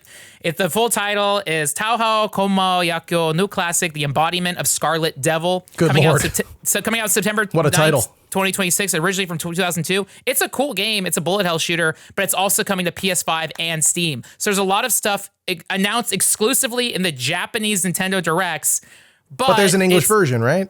Yeah, and like it'll also be on PS5 and Steam. So it's like so that was like, holy shit, that's fucking cool. Because like the Touhou games are cool, but like the only way you can play them is you can download them or like buy like, bootleg CDs in Akihabara or whatever. So it's so cool that like, oh my God, they're putting this on platforms so people can pay it. And Zun, I know I'm mispronouncing it, whatever. Touhou fans are psychos and they will kill you for mispronouncing it. It's whatever. But again, I think we're in a new age of otaku where there's like no longer gatekeepers. People are excited to share. So this is like super cool. This is incredible news. So I'm excited for that. I encourage everyone to check it out. It's the original bullet hell. It's crazy. This is like the 6th one in the series, but they're really cool games. The music is awesome. And then I feel like this got announced, but they showed off like Switch 2 versions of all the Xenoblade games. Yes, finally.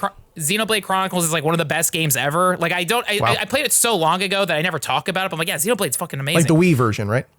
It's funny. Yeah, I played that on like Dolphin because that was the best way to play it because the Wii is such an ugly I don't like the Wii. So I played Xenoblade Chronicles on Dolphin in HD. There was like a mod where it was like an HD texture pack and it changed all the key bindings to like Xbox 360 inputs. Oh, that's awesome. So that's how I played Xenoblade with like 360 Xbox inputs on the screen. So I know this is like the 4th version. It's on 3DS, Switch, now Switch 2. I never played Xenoblade Chronicles 3. That's coming out, I think, end of the year or next year. So I think I'm going to buy that, the Switch 2 version. And then they showed off Xenoblade Genesis. So I played like half of 2. I didn't like it that much, but I think I'll do 3 and then Genesis. And then I think also at Nintendo, they announced Muramasa Revenant Blades. Yes. So this is Vanillaware's first game. Again, it's Nintendo's conference. The headline here is Vanillaware finally has a game coming to Steam. They figured out how to use computers. Right? So it's like, I was shocked how much cool shit was announced at Nintendo. So Muramasa Revenant Blades, I haven't played that one. I haven't played Odin Sphere. I loved Dragon's Crown. I haven't played 13 Sentinels. Jesse, I'm assuming, is that a game you've played because you love story games? 13 Sentinels is like one of the greatest games I've ever played in my life. Okay. I would not recommend it to you at all. Okay. Really? Yeah. I was going to say we should do like a book club for it. I would be down to check it out because everyone says it's good. It's great, but like it's a lot of listening to, like you might like it because it covers a lot of Japanese media. Like they had an inspiration list where they sort of talked about a bunch of manga, light novels that like really they pulled from for this, but it's also inspired by like 80s sci-fi. You might like it, but it's a lot of cutscenes. No, and then the gameplay is not amazing. I'll treat that like it wouldn't be a stream game. I'll treat that like an ebook. I can't believe that's not on Steam. That would be the Steam Deck game. It's on Switch. That's not on Steam, and actually none other games on Steam. But like, it doesn't make sense to me that one's not on Steam, and Unicorn Overlord isn't on Steam. That's like a perfect Steam game. I gotta still play that. I forgot about that. That's really good. I like that a lot. It's an auto battler, but like it's a really fun auto battler. I don't know such like a crazy fucking game title as well. Unicorn Overlord. Yeah, it sounds like a temp name. Vanillaware is such a magical studio. Their game's art style is incredible. Like it's like, yeah, I feel like that's we should do a doc. Like I love Vanillaware, so I'm like, oh my god, I'll dive in for Muramasa. But yeah, I should check out 13 Sentinels. Also now it's cheap when it came out. True. Very hyped on that. And then also Japanese art. Did we talk about Vivarium? I think this was announced at Xbox's showcase. This is a game that's all hand-drawn art, and it's made to look like 80s Studio Ghibli. Oh, yeah. I think it's, again, it's like a genre I don't like. It's like a life sim, or I don't know what. It doesn't matter. The art looks so good that I'm like, I'll play that because it's cool. But I think I even got a press release where it literally showed, here's the hand drawn stuff. This isn't AI generated. So now I saw like a little bit of like Twitter snark and stuff that was like, Ghibli art has like lost its cachet because everyone used AI to do it. So this got announced and everyone was like, AI slop. And it's like, no, this is the one game that's not. They need they need to put a video of a guy drawing it in like fucking, and then there's like a public notary standing by him, like stamping the video. I do think like you're joking, but I also don't really think that's too far away from what we're going to end up seeing. I'm not even joking. Okay, perfect. I'm like 80% serious. Yeah, like I genuinely think whoever can do this first, it really should be Noclip, but whoever can do this first, there is a huge market, or going to be a huge market in the next 5-10 years, of developers needing documentaries for their games in advance to prove that they made everything. Like, there's going to be a demand for, I want to see you do this. Like, I want proof that you made this. I don't want you to just say you did, especially like coding even. I think there's going to be like not a huge reckoning because it's a lot harder to see, but I think there's even going to be like, I don't want you to use Claude to do the programming for this game. I want everything to be authentic and I need to see that. And I think there's going to be a big part of marketing is showing off the development of the game even more than it is now. I agree. I feel like the flashpoint in my mind will be when, there's a counter example to this that I will in before or after this. I feel like a moment will come where a game does not disclose its AI usage. It is widely beloved and praised for its like aesthetic, its look, all these things. And I wonder if there's anything in particular you're getting at. Are you going to say Expedition 33? Oh, I wasn't going to, but go ahead. Oh, okay. Yeah, no. I was going to say, I think people would hear that and say, well, isn't Expedition 33 sort of that? I really hate the way that game looks personally. Okay, that's fine. I think I have not played it, so you hate France. I understand. I'm not an Expedition 33 hater. I feel like everyone either that's like the best game ever or they fucking despise it. I'm neither. I want to play it someday. I just haven't gotten around to it, but I don't like the way it looks. So to me, that's not an example of like, oh, they used AI temp and it like guided them into this glorious aesthetic. I think it looks fine, but I don't think it's like a shining example. But the day that a game comes out, everyone's like, wow, this is one of the greatest looking games ever. And then 3 months later, they're like, gotcha, bitch. We fucking, that was Grok, motherfucker. Oh, like no. Grok was the art director. Then I will feel like we'll need the notary public with the stamp standing in the studio being like verified, artisanal, handcrafted. Organic on my game cover. Yeah, that'll Locally be the new sourced. sticker.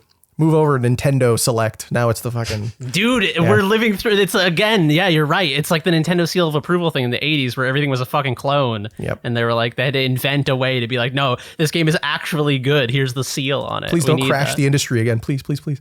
Oh, yeah. Well, I do feel like that might happen, but that's no, come on. That's a separate conversation. What, a third of the staff of the entire industry being laid off? What do you mean? That's a bad thing? I don't know. Whatever. Seems good. Also, Frank, I wanted to mention... You were talking about, what was the guitar game called again? Stage Tour. Stage Tour. It's a better name. One of the developers, I was looking at the video you were talking about, the like making of documentary, Alec Castillo. He's like a Twitch streamer who I've seen a million times, who plays a bunch of rhythm games, including Guitar Hero. He has like some of the highest scores in Guitar Hero. So that's awesome that he's working on this game and like getting to bring probably his dream to life of like, damn, I wish this was in Guitar Hero. And now he just gets to do that. Good for him. Very, very cool. All right, Jeremy, was there anything else you wanted to mention from SGF? Yeah, let me pull up the old list. I don't have a lot, but I got a few that matter. Mighty Cuphead Adventure is so fucking interesting. I was a little confused by a couple things about it, but what it is essentially a new Cuphead game that is like pixel art. It doesn't have that hand-drawn rubber hose style, but it is still sort of like an 8-bit rendering of that original style of the original Cuphead. It seems a little bit more like a sort of like action platformy and less like a boss rush, although Cuphead did have sort of like action platformer levels. So the actual balance between those things is to be determined. It does also it had like, they showed some boss fights that were boss fights from the original Cuphead. And so I was scratching my head a little bit like, is this like, I don't know if it's like a totally new Cuphead adventure, but it has like elements of the original Cuphead. I don't really know what the balance is. I hope it's just a totally new fucking Cuphead game and the reference stuff is just like fun fan service for people who love the original Cuphead, myself being one of those people. But the most interesting thing about it that's maybe selling it short. One of the many interesting things about it is that it was made natively for the Sega Master System, I believe is what it's called. And so it was fucking, they like coded it in assembly in the old way. Talk about fucking the notary public being there. Yeah. This is like, show me your assembly code, bitch. You didn't even use Unity to make this. yeah. This shit is so extra, and I love it so much. They're releasing like a cartridge for the Sega Master System. Oh, that's like sick. That's OG as fuck. And, hey, Studio MDHR. I think you're Canadian. If you're not, my apologies. Hit me up. I think. I will come and film you making that cartridge. I want to see that shit. That's dope. I feel like I'll reserve judgment until it's out, obviously, and I play it. But I feel like the fact that it is made in assembly, that it is like so dedicated to this vision, I think that will shine through in the game itself. I think decisions like in the same way that like, oh, we like all the AI used in X game was like temp or whatever. I think that there is an argument that games are holistic and you can still feel the texture of the processes used to make a work. There is like residue, that there is residual holdover, sort of like spiritually, texturally from the process used. I think this is going to be a fucking like a true like modern retro game in that way because of the process and the dedication to the assembly bullshit. Sorry, I shouldn't call it bullshit. No, it's bullshit. You're right. Who cares? No, it's dope. It's really, really cool. I'm glad they're doing that and like going all out and making a cartridge and still porting it to the other consoles. Like it's not one of those novelty things where like you have to buy the cartridge and play it. Like that's cool that exists. I like the idea of that. There's a couple of games like that, but the fact that it's on the other consoles too is, yeah. I'm excited to see how they transfer that stuff over as well. Like, are there hardware limitations that they emulate in the console versions, or do they kind of just have to shrug their shoulders and go like, I don't know, whatever. Yeah. I won't go on and on about this, but since you brought it up, I was thinking recently about how like when I was a kid and every game was like a fucking disc or a cartridge that you had to like bring over to your friend's house, how magical it was. And the reason I was thinking about it is because for some reason I was thinking about Conker's Bad Fur Day and how that's like not even a good game really, but because I couldn't go on YouTube and just watch what it looked like or something, and I didn't own it, it was like this magical possibility space because I had a friend that owned it. I only ever saw it at their house. And so in my mind, it was like a good game because I didn't have the means to disprove that or something. Yeah. And I do wish that there were, like you said, it's hard to, there have been games that do like limited release only physical. But there hasn't been one that's like a must have game that everyone's dying to have or something. I feel like they're more sort of niche, like art projects or whatever. I mean, good games have been released cartridge only, physical only, but it's like I haven't seen one that it's like, oh, and everyone needs to have it or something. Yeah, it would be interesting if like if the new fucking, I don't know, God of War game, new God of War's like PS2 disc only. You gotta buy. Yeah. It would be a fascinating. You could never do it for obviously economic financial reasons, but it would be fascinating if it was like, and you can't get it on the internet. Yeah, make it special. Make it one of those things. Like there's a lot of arcade machines that are new indie games that you can only play on those arcade machines. Like I think a spin-off to Enter the Gungeon is only available in like some arcade machines across the states. There might be one in Toronto now, but like what's that? Is it Black Queen or what's it called? Killer Queen or something? Killer Bee? I know what you're talking about. Yeah. Killer Queen, yeah. Okay. The world's only 10-player strategy arcade game. That's a great tagline. That's cool. Yeah, that shit is interesting. I think there is stuff to explore in that world. I just think you have to have very deep pockets to take a risk like that. For sure. You basically have to go, I'm going to burn $3 million to do this cool thing that might not matter. We have so many billionaires. Not one of them is like as big a fucking nerd as I am. Look, here's the thing. If I spend $3 million and it disappears, that's worse than me putting $3 million in the S&P 500. All right. So it's true. It could have grown instead of shrunk. It's crazy. I've been watching like financial content because I want to set my brain on fire. And there's so many rich, not even rich, but like slightly upper middle class people who are like, why would I buy a house when I could just put all my money in the S&P 500 and rent a house at 4%? And I'm like, we're at the point where we're not even playing the same game anymore. Like my money doesn't have to be used to go into the economy. It's just going to multiply on a bar graph somewhere. Like, what the fuck? Like, what happened to you having to waste money on stuff? I was thinking about it, actually. Now you've got me mad. I was thinking about how like games and TV and media in general used to be funded by companies that didn't make any sense for them to be spending money on that stuff. Like this movie is brought to you by Campbell's. This animated film you're about to watch is brought to you by Orville Redenbacher. And now it's like, the modern version equivalent of that is like, this is an Amazon Prime TV show. That makes me want to set myself on fire. Like, that makes me so mad that we can't, like, small businesses, not even small businesses, but like smaller than the top 3 companies on the planet don't have enough money to just burn on something dumb. Like, bring that back. All right. Where's the Heinz produced animated picture? I want to go and watch Pepsi that. Man? Yes, it's on your phone. That's the worst other thing, is like every good brand is just a bad gacha game for 6 months before it gets closed down. Driving me crazy. That's my rant on capitalism. That's a good rant. No, Thank you. No, I like it's what grinds your gears. I was like, oh, hell yeah. Yeah, I just turned into Peter Griffin. You know what really grinds my gears? Brands, or lack thereof. Okay. Other video games from SGF. I'm going to run over a couple. And then I feel like we've gone around enough times. If anyone wants to pipe up after I'm done, feel free. We'll stop going in the circle because I'm getting dizzy looking at it. There were a couple games that I thought were really cool, mostly indie stuff. I'm not crazy about the big AAA stuff anymore. There was cool stuff in Nintendo, I guess. Like, I'm excited for the Final Fantasy Resonance. That looks cool. The Brave Exvius port. Why not? Sure. Cool. Virtue and a Sledgehammer from Deconstruct Team, their latest game, the Red Strings Club developers, and other games, Many Nights of Whisper.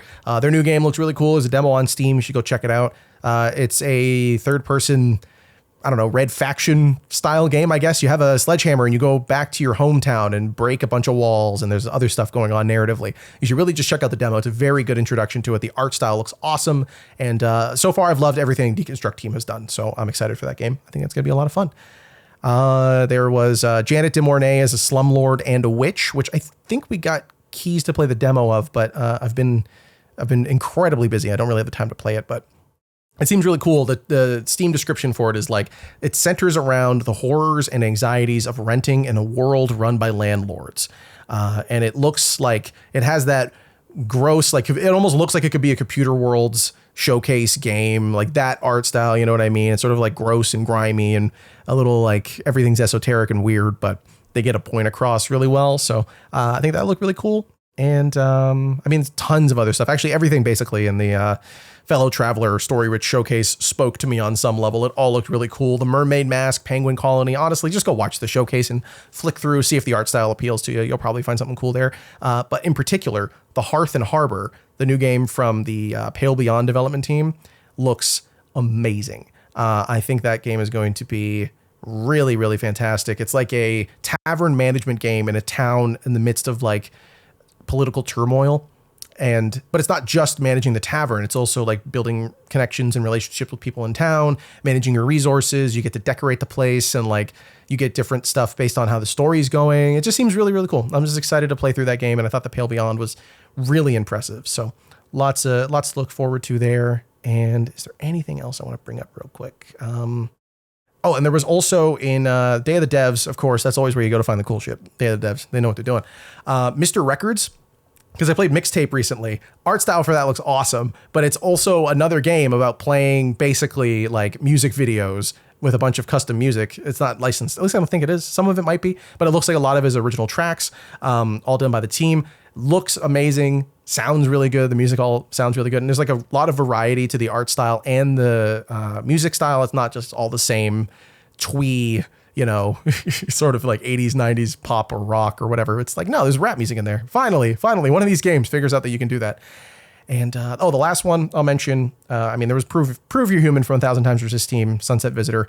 Always, that looks awesome. But the last one I'll mention is Bub. Oh, yeah. Did you guys see Bub? Yes, Jeremy, dude, Bub is, such a cool idea. It's like I think they describe it as you're playing through the memories of a young person in New York City, and the memories are depicted not as like all in the same art style. Everything is a different art style for different moments, for different sequences. It plays with visual style in a way that I haven't seen a game do so far. I've seen a lot of like mixed media video games. Mixtape is another one where they like inject video into it to make a point. It's all really cool stuff, but this one is doing like papercraft art style in the middle of the game. It's changing perspective in ways that aren't just like turning the camera. It's arguing that the visual style needs to change in order to communicate different emotions. And just like, I think that's such a cool way of telling a story in a medium that is so devoted to its visuals as much as it is the writing that you read. It's like you are playing through someone's memories. That does not mean you need to be in the exact same art style the entire time. Memories don't, like, how many times have you thought back on something and it's like, this is weird, it's in gray or it's in sepia tone, I feel like maybe that's just me, but like memories are all all jumbled up and gross and weird. All my memories are papercraft. Woo, my life is a movie. Anyway, yeah, Bub, look cool. The Bub Steam page is so funny because you go to it and you're like, wow, this is amazing. Look at all these different art styles. And you're like, oh, wow, Q4 2027. That's a ways out. And then you scroll down like 1 inch and it's a guy manually posing stop motion characters frame by frame. And you're like, yeah, that's going to take a fucking while. Are you sure that's Q4 2027? There you go. That's another sign of the proof, though, right? There's your that's true. Your notary right. guy. Yeah. This guy's ahead of the fucking curve. He's like, people aren't going to believe this shit when they see it. The first thing you see after the screenshots is, no, it's real. I didn't ask ChatGPT to animate this. Yeah. So that's I mean, a very small slice of everything that I saw, but I'm done. That's all my SGF stuff. Does anyone else have anything they want to pipe up on? I'll do. Yeah, go. I'll do quick hits. Yeah, the Xbox showcase stuff is so funny because like I'm the one guy who still has an Xbox, and they're like, we gotta make sure people believe in Xbox, and it's like, dude, I'm already here. I actually saw the CEO lady walk by at SGF, but she was surrounded by like dozens of people, so I couldn't say hi. But next time, Gears of War. Hold on, what's her name? Ashara, right? Ashara. Asha Sharma, I believe is her. So I just CEO lady just hits my ears wrong. I'm sorry. I know I'm an idiot. No, I do it too. I do it too. I said Miss Pac-Man was not a real person. It's fine. I don't know. To be fair, I don't know most CEOs' names. That's fine. That's fair. Good point. We're trying to take down the CEOs. I don't know. All right, fair. No, I know. I'm just whatever. No, it's just funny. It's just funny. Whatever. I'll send her a friend request if she wants to play Gears when they hit her up on LinkedIn. Yeah. Oh yeah. Anyways, they seem super cool. Okay. Gears of War E-Day actually looks cool. The thing that pissed me off though is they're taking it off PS5. I don't care. I have Game Pass, but my friends I was gonna play it with are PS5 gamers. Aw, damn. So now no one's gonna get it. But I'll still play it. But I was like, it sucks because like I have it Game Pass. I'll play it on Xbox. That's fine. Let the PlayStation gamers have it. I need people to play this game with. So all my friends are PS5 gamers. And so whatever. Gears of War. I don't love Gears of War. I think the first one's really fun. I didn't play any of the sequels. E-Day's cool because it's like Last of Us, where it's like, oh, it's the start of the infection or whatever, or the aliens. I'm like, oh, that's kind of, so it seems a little bit more grounded. It's 4-player co-op, but again, 90% of the player base has been evacuated because it's not on PlayStation anymore. Anyways, that looks cool. And then at Summer Games, one of the things, the new Control got shown off and announced. Yeah. That looks cool. That was the game where I showed up at Summer Games Fest and they had a giant booth and it was like, oh, they didn't contact me for an appointment. Okay, I'll still buy the game when it comes out, but I really want to play that game. And whatever. I'm sure I could have gone and said hi, but I was like, all right, fine. Metal Gear Solid. This has already been announced, but they showed it at the Nintendo trailer stuff. I'm so excited for Metal Gear Solid 4 Remaster and Peace Walker. So that's coming out, I think, August. A new Fire Emblem got shown off. I've never dove deep on Fire Emblem. Like gameplay wise is awesome. I've played like other games with that thing. Switch 2 graphics look so good now that I'm down to play the new Fire Emblem. It looks really cool. And then this is one I'm eager for Jeremy's sake because I know he loves Zelda. They confirmed an Ocarina of Time remake. I was going to bring up. Yeah. I think I'm going to play it because like I like that's like the one. No, I love Link to the Past and then Ocarina of Time. Those are like the 2 Zelda games I like. So I'll play this. I don't have a stake in Nintendo either way. I don't know if I'll commit to it, but I'm like I'll play as much as I can and then see if I can even get past the first dungeon. But I like Zelda. But I'm curious, Jeremy. How do you feel about Ocarina of Time remake? God, I don't know. This is like the easiest bait you could have thrown out for this guy. What do you think about it? You fucking know what he thinks. It's terrible though, because it's like I'm a bull, and you were like, "What do you think about this big red curtain I'm holding?" How do you feel about this China shop that I just got? I can't not charge at it with my horns. That's what I was made for.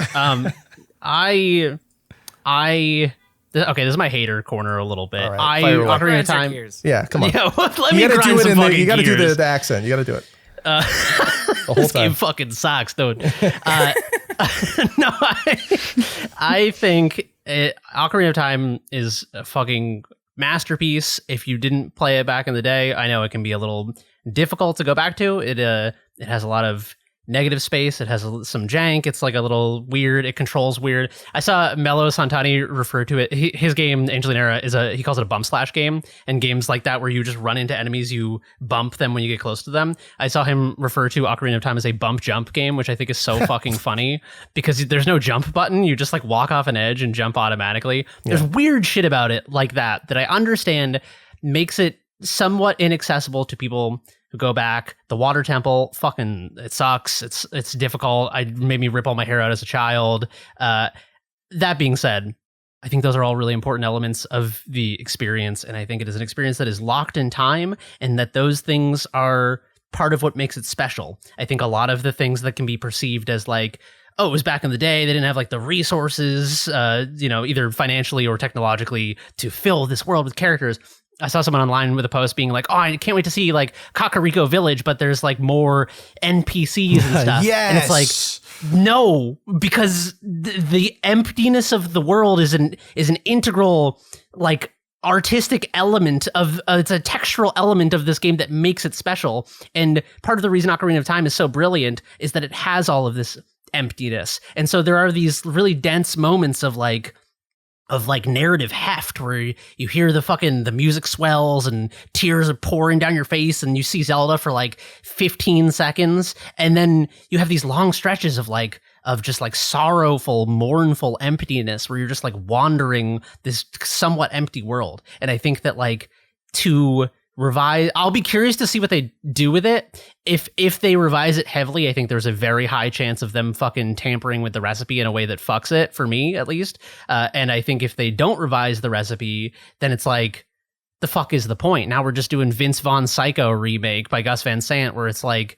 it sucks. It's like, oh, that movie's old, it's in black and white. And it's like, no, that's fucking, it's black and white because it's cool. It doesn't need, like, Night of the Living Dead, I just watched for the first time. It was made in 1968. I thought it was made in like 1930 because it's black and white, but George A. Romero was like, no, it's going to be sick because it's in black and white. And god damn it, he was right. Like, it's a fucking, these limitations are elements that make these things special, and part of that is like the low poly look of Ocarina of Time. Part of that is that if you take off the bilinear filtering in Ocarina of Time, it's like some of the tree textures are like there's a fucking pixel the size of like 20 links, and that's fine. It doesn't matter. It's like it's part of the experience. And I think that like I think there is a mentality that is so pervasive about remakes that I would like to reject in closing, which is this idea that, oh, they're good because they're making these experiences accessible to a new generation of people. And I think that this has a few baked in assumptions. Part of it is that like, oh, like young people won't play this game if it is like low poly or if it like looks weird. They're all playing fucking Roblox. Roblox looks like shit. Like fucking. Yeah. It looks like 5 degrees better than a N64 game half the time. Roblox. It looks worse than an N64 game. And it's a bad looking N64 game, but I get your point. Like it would be the worst looking N64 game. And I think Blast Core looks fucking better than that shit. Yeah. And I think that this idea that it's like, oh, we need to like hand off a cultural lineage to a younger generation by making it look like God of War 2018. I think it's bullshit. And I think that this high fidelity shit is for fucking boomer millennials. And I say that as a 35-year-old man. But I may be unk, but I'm yunk at heart. But I'm not. I'm yunk at heart is fucking horrendous. I'm taking away your gamer card. No, fuck you. I'm keeping my gamer card. Come and take it from my cold, dead hands. All right. 2 of which are holding 3 of the prongs on an N64 controller. You'd have to grow a 3rd arm if you're going to play the game properly, unfortunately. I just think that most remakes are redundant and silly and done for money and nostalgia bait. And also the Link model that they showed is the only thing they showed for the game. It looks like shit. He looks like he's fucking Lord Farquaad from Shrek. It looks like a fucking dream. We haven't seen any more of the game. No, but they're fucking pouring millions and millions of dollars into this. It's fucking Zelda. It's like, oh my god, this is like one of the most beloved games of all time. They're like, okay, we need to find one image to show to reveal this game to the world, and that's the one they show. So I will say, sure, we haven't seen the game. It's probably a cutscene, but like that is what they chose to show. And so that is the only thing I can react to is the thing that they chose to show me. So if you were working on a big special project and you were like, let me show you one page from it, and it was the fucking page from Lord of the Rings where they're like, and then there was 17 cakes and 14 glasses of beer, I'd be like, this book sucks. Sure, but it's also the first thing you're going to see in the game, presumably, is that it looks shot. Like shit. Yeah, I mean, it probably, maybe it will look bad. Here's the thing. I agree with you. With everything you've said, I completely agree. I think remakes are not like the worst possible thing for the industry. I think there are a lot worse things than that, but it is stifling to creativity. It results in people relying on brands that are safe instead of taking chances on things that deserve more of an opportunity. I think it's bad for the preservation of video games. People should just be able to play Ocarina of Time. If they understand that it's an important video game, Nintendo, enough to pour millions of dollars into making it again, then they should know that it's worth having out there. People love it for a reason. It's not like it's antiquated. There's really not that much about it that's that different from video games today. We're still locking on the same way that we locked on in Ocarina of Time. Yeah, the jumping's weird, the camera's weird, whatever. Everything is still understood, not just the Legend of Zelda fans, but video game fans in general. It wouldn't take that much adjusting. I had never played it before. I played it when I was like 16, so it wasn't like I had nostalgia for it. I understood how to play it. it's not that hard. It's a game for children. My counter argument would be, I think remakes, we tend to presume a lot of things about remakes, especially when we don't know anything about what's coming. And I do think like the vast majority of time when they rewrite the history of them, that's a bad thing. But I do also think that there are remakes that exist as like, not a different version. Well, yeah, a different version of the game, but like exist as like almost a connecting tissue or something from the old game to this new thing. I don't like disagree Resident with Evil this, 2, 3, and 4 remake. I do not think now you lost me. Hold on. I don't think Resi 2 remake replaces Resident Evil 2. I think they are two very different games with very different like tones, action wise. I think you can have remakes that exist as different pieces to them. We don't know necessarily what direction Nintendo's taking with this yet. It could be a Breath of the Wild thing, which might suck, but like they could do different directions on this. I don't want to write it off wholesale, but I do think it's a bit like people are clamoring for the classic Zelda style. Like, again, I don't disagree with you. I don't want to just assume this is going to be a bad thing that I hate just because it's a remake of a game that I like, or that is so beloved and it's sort of hard to emulate. Nintendo could go a million directions with this. That could be really interesting. This is a company that surprised us a lot. It's also a company that has disappointed us a lot. So who really knows in the end? Regardless, I'm hoping that it's good. I would be devastated if they made a remake of this game and it was dog shit. Or even worse, perhaps, it was just the same game again, but it looked good. Like, this is a game potentially made by fans of the game.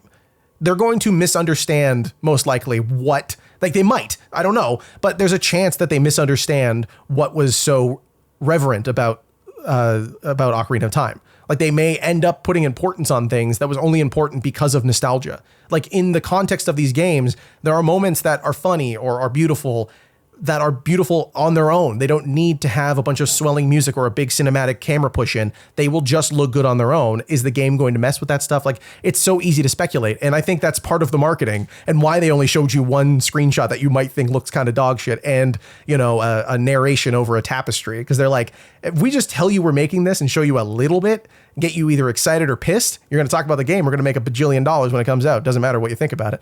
They'll show you more in like 2 months. And then you're allowed to be as mad as you want. Then you can, then nobody's allowed to tell you can't be mad because they've shown you it and it sucks. Then you're free to go. To be clear, I also hope that it's good, obviously, because I love Ocarina of Time and I would hate to see its legacy tarnished, although it'd be very funny if it was really bad. But I don't want that to happen. I'm not wishing ill upon that. I just think that it's like, I think about it as an aspiring game developer myself, and I think that imagine 2 scenarios. One scenario is you're in both scenarios you're a Zelda fan and you're a game developer. Scenario A, you take up the mantle of remaking one of the most beloved games of all time, and within scenario A, there are sort of 2 possibilities. Either you get to be creative and you risk fucking up one of the most like amazing influential games of all time, or B, you do the totally expected sort of like Vince Vaughn psycho shot for shot remake version of it, and then it's like you're not getting to do what a creative person gets to do. You're not like, oh, I get to repaint the rocks. They're going to look different this time. That's not really like what an artist does. And I feel like that hyper specialization is a problem with games in general. Is that like we have people spending 3 fucking years. Del Walker had a great video on this recently that I'll send you the link to. Yes, I will absolutely put that in the description. It's a great video. Everyone should watch that. It will say it 100 times with 100 times more authority and eloquence than I will in this 10 seconds. But like having people who spend 3 years making the fucking rocks, 3 years making the hair, it's like, it's not good for the games industry. It's not good for those people. And it's not like what artists were born to do. And so I feel like it's kind of a lose-lose. It's like, I would rather see scenario B, which is that same person who has game development skill and talent and love for Zelda is making a fucking new Zelda. And I know I know both are true. They're making new Zeldas, but it's like, there's a new Star Fox game and a new Zelda game, and they're both remakes of N64 games I played when I was like 8 years old. And the Mario game will be the same. Just make a fucking new one. Nope. Anyway. Please. Anyway, in closing, I hope it's good. I'm not writing it off because of one, Lord Farquaad ass looking little homunculus. Yep. But, it's like... Doesn't help.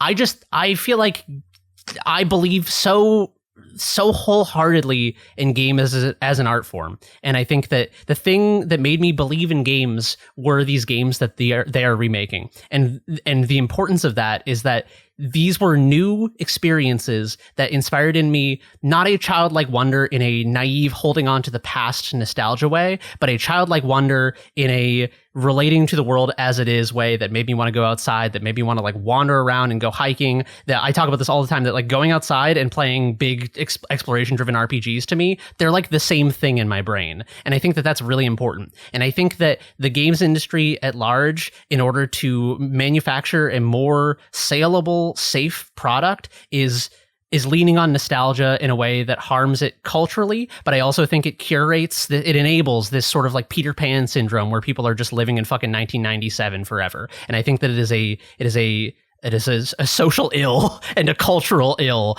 And as much as I hope the game is good, I just don't really think we need it. And I think to make a game that, to your point, is so focused on nostalgia and is constantly leaning on the past, a game that is about traveling through time and the loss of your childhood and the things you have to sacrifice in order to save the world. And they're like, hey, what if you know that bit where you go back in time to when you're young Link? What if you could do that in real life? $60, please. Like that's a really good point. That's the video game you pick. I don't know. I mean, they could do an amazing comment if they really wanted to do like a Final Fantasy VII Rebirth. I don't like those games at all, so it's a terrible comparison if I'm trying to argue in favor of this game. But if they were trying to do that, they could do a great commentary on like letting go of the past through this game that's about the past. They could, but then it would be a very different game, and it wouldn't really be a remake. And it feels not like something Nintendo does. If you go through the Temple of Time and then you're like Grandpa Link, that would be so crazy. Yeah, that would be cool. Right? You're like super old Link. That's cool. Yeah. You get to the time skip, and it's just a cutscene where an older Link is scolding you for playing a game from when you were 7 years old, and he's like, "The fuck are you doing? Go file your taxes." What are you going to escape Arrested Development? Get over it. I don't mean to be overly cynical, but I had to get my 2 cents out here. I think it's important that someone.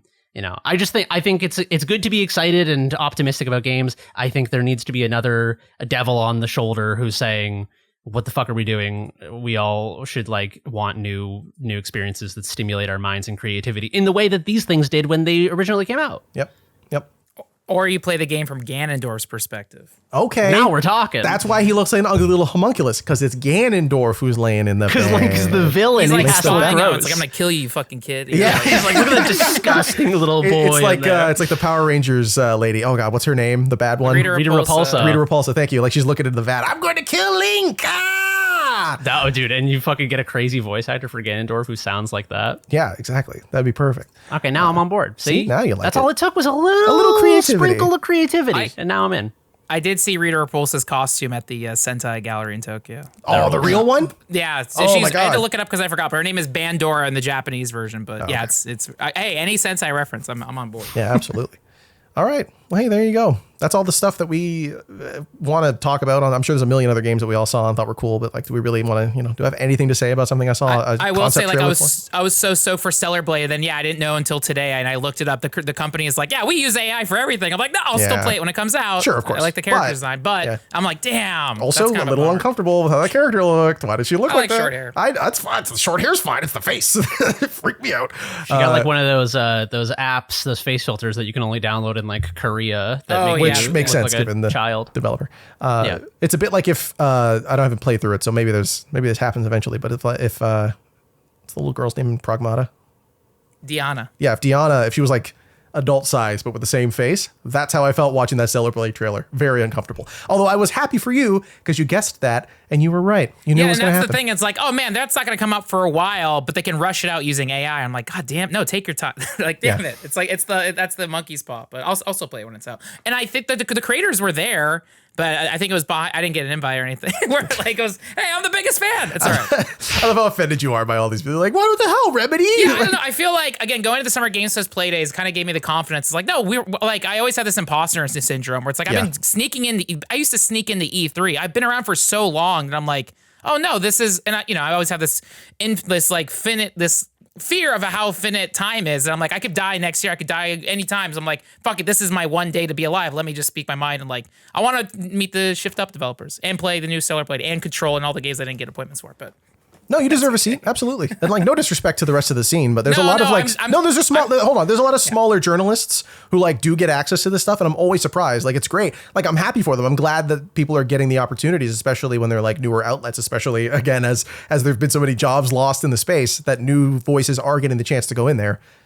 Noclip's cool. Like, let us into stuff, you know? We're banned from Nintendo, though, for sure now. They're never I didn't. I saw Nintendo. I was like, oh, I didn't know they were here. But, yeah.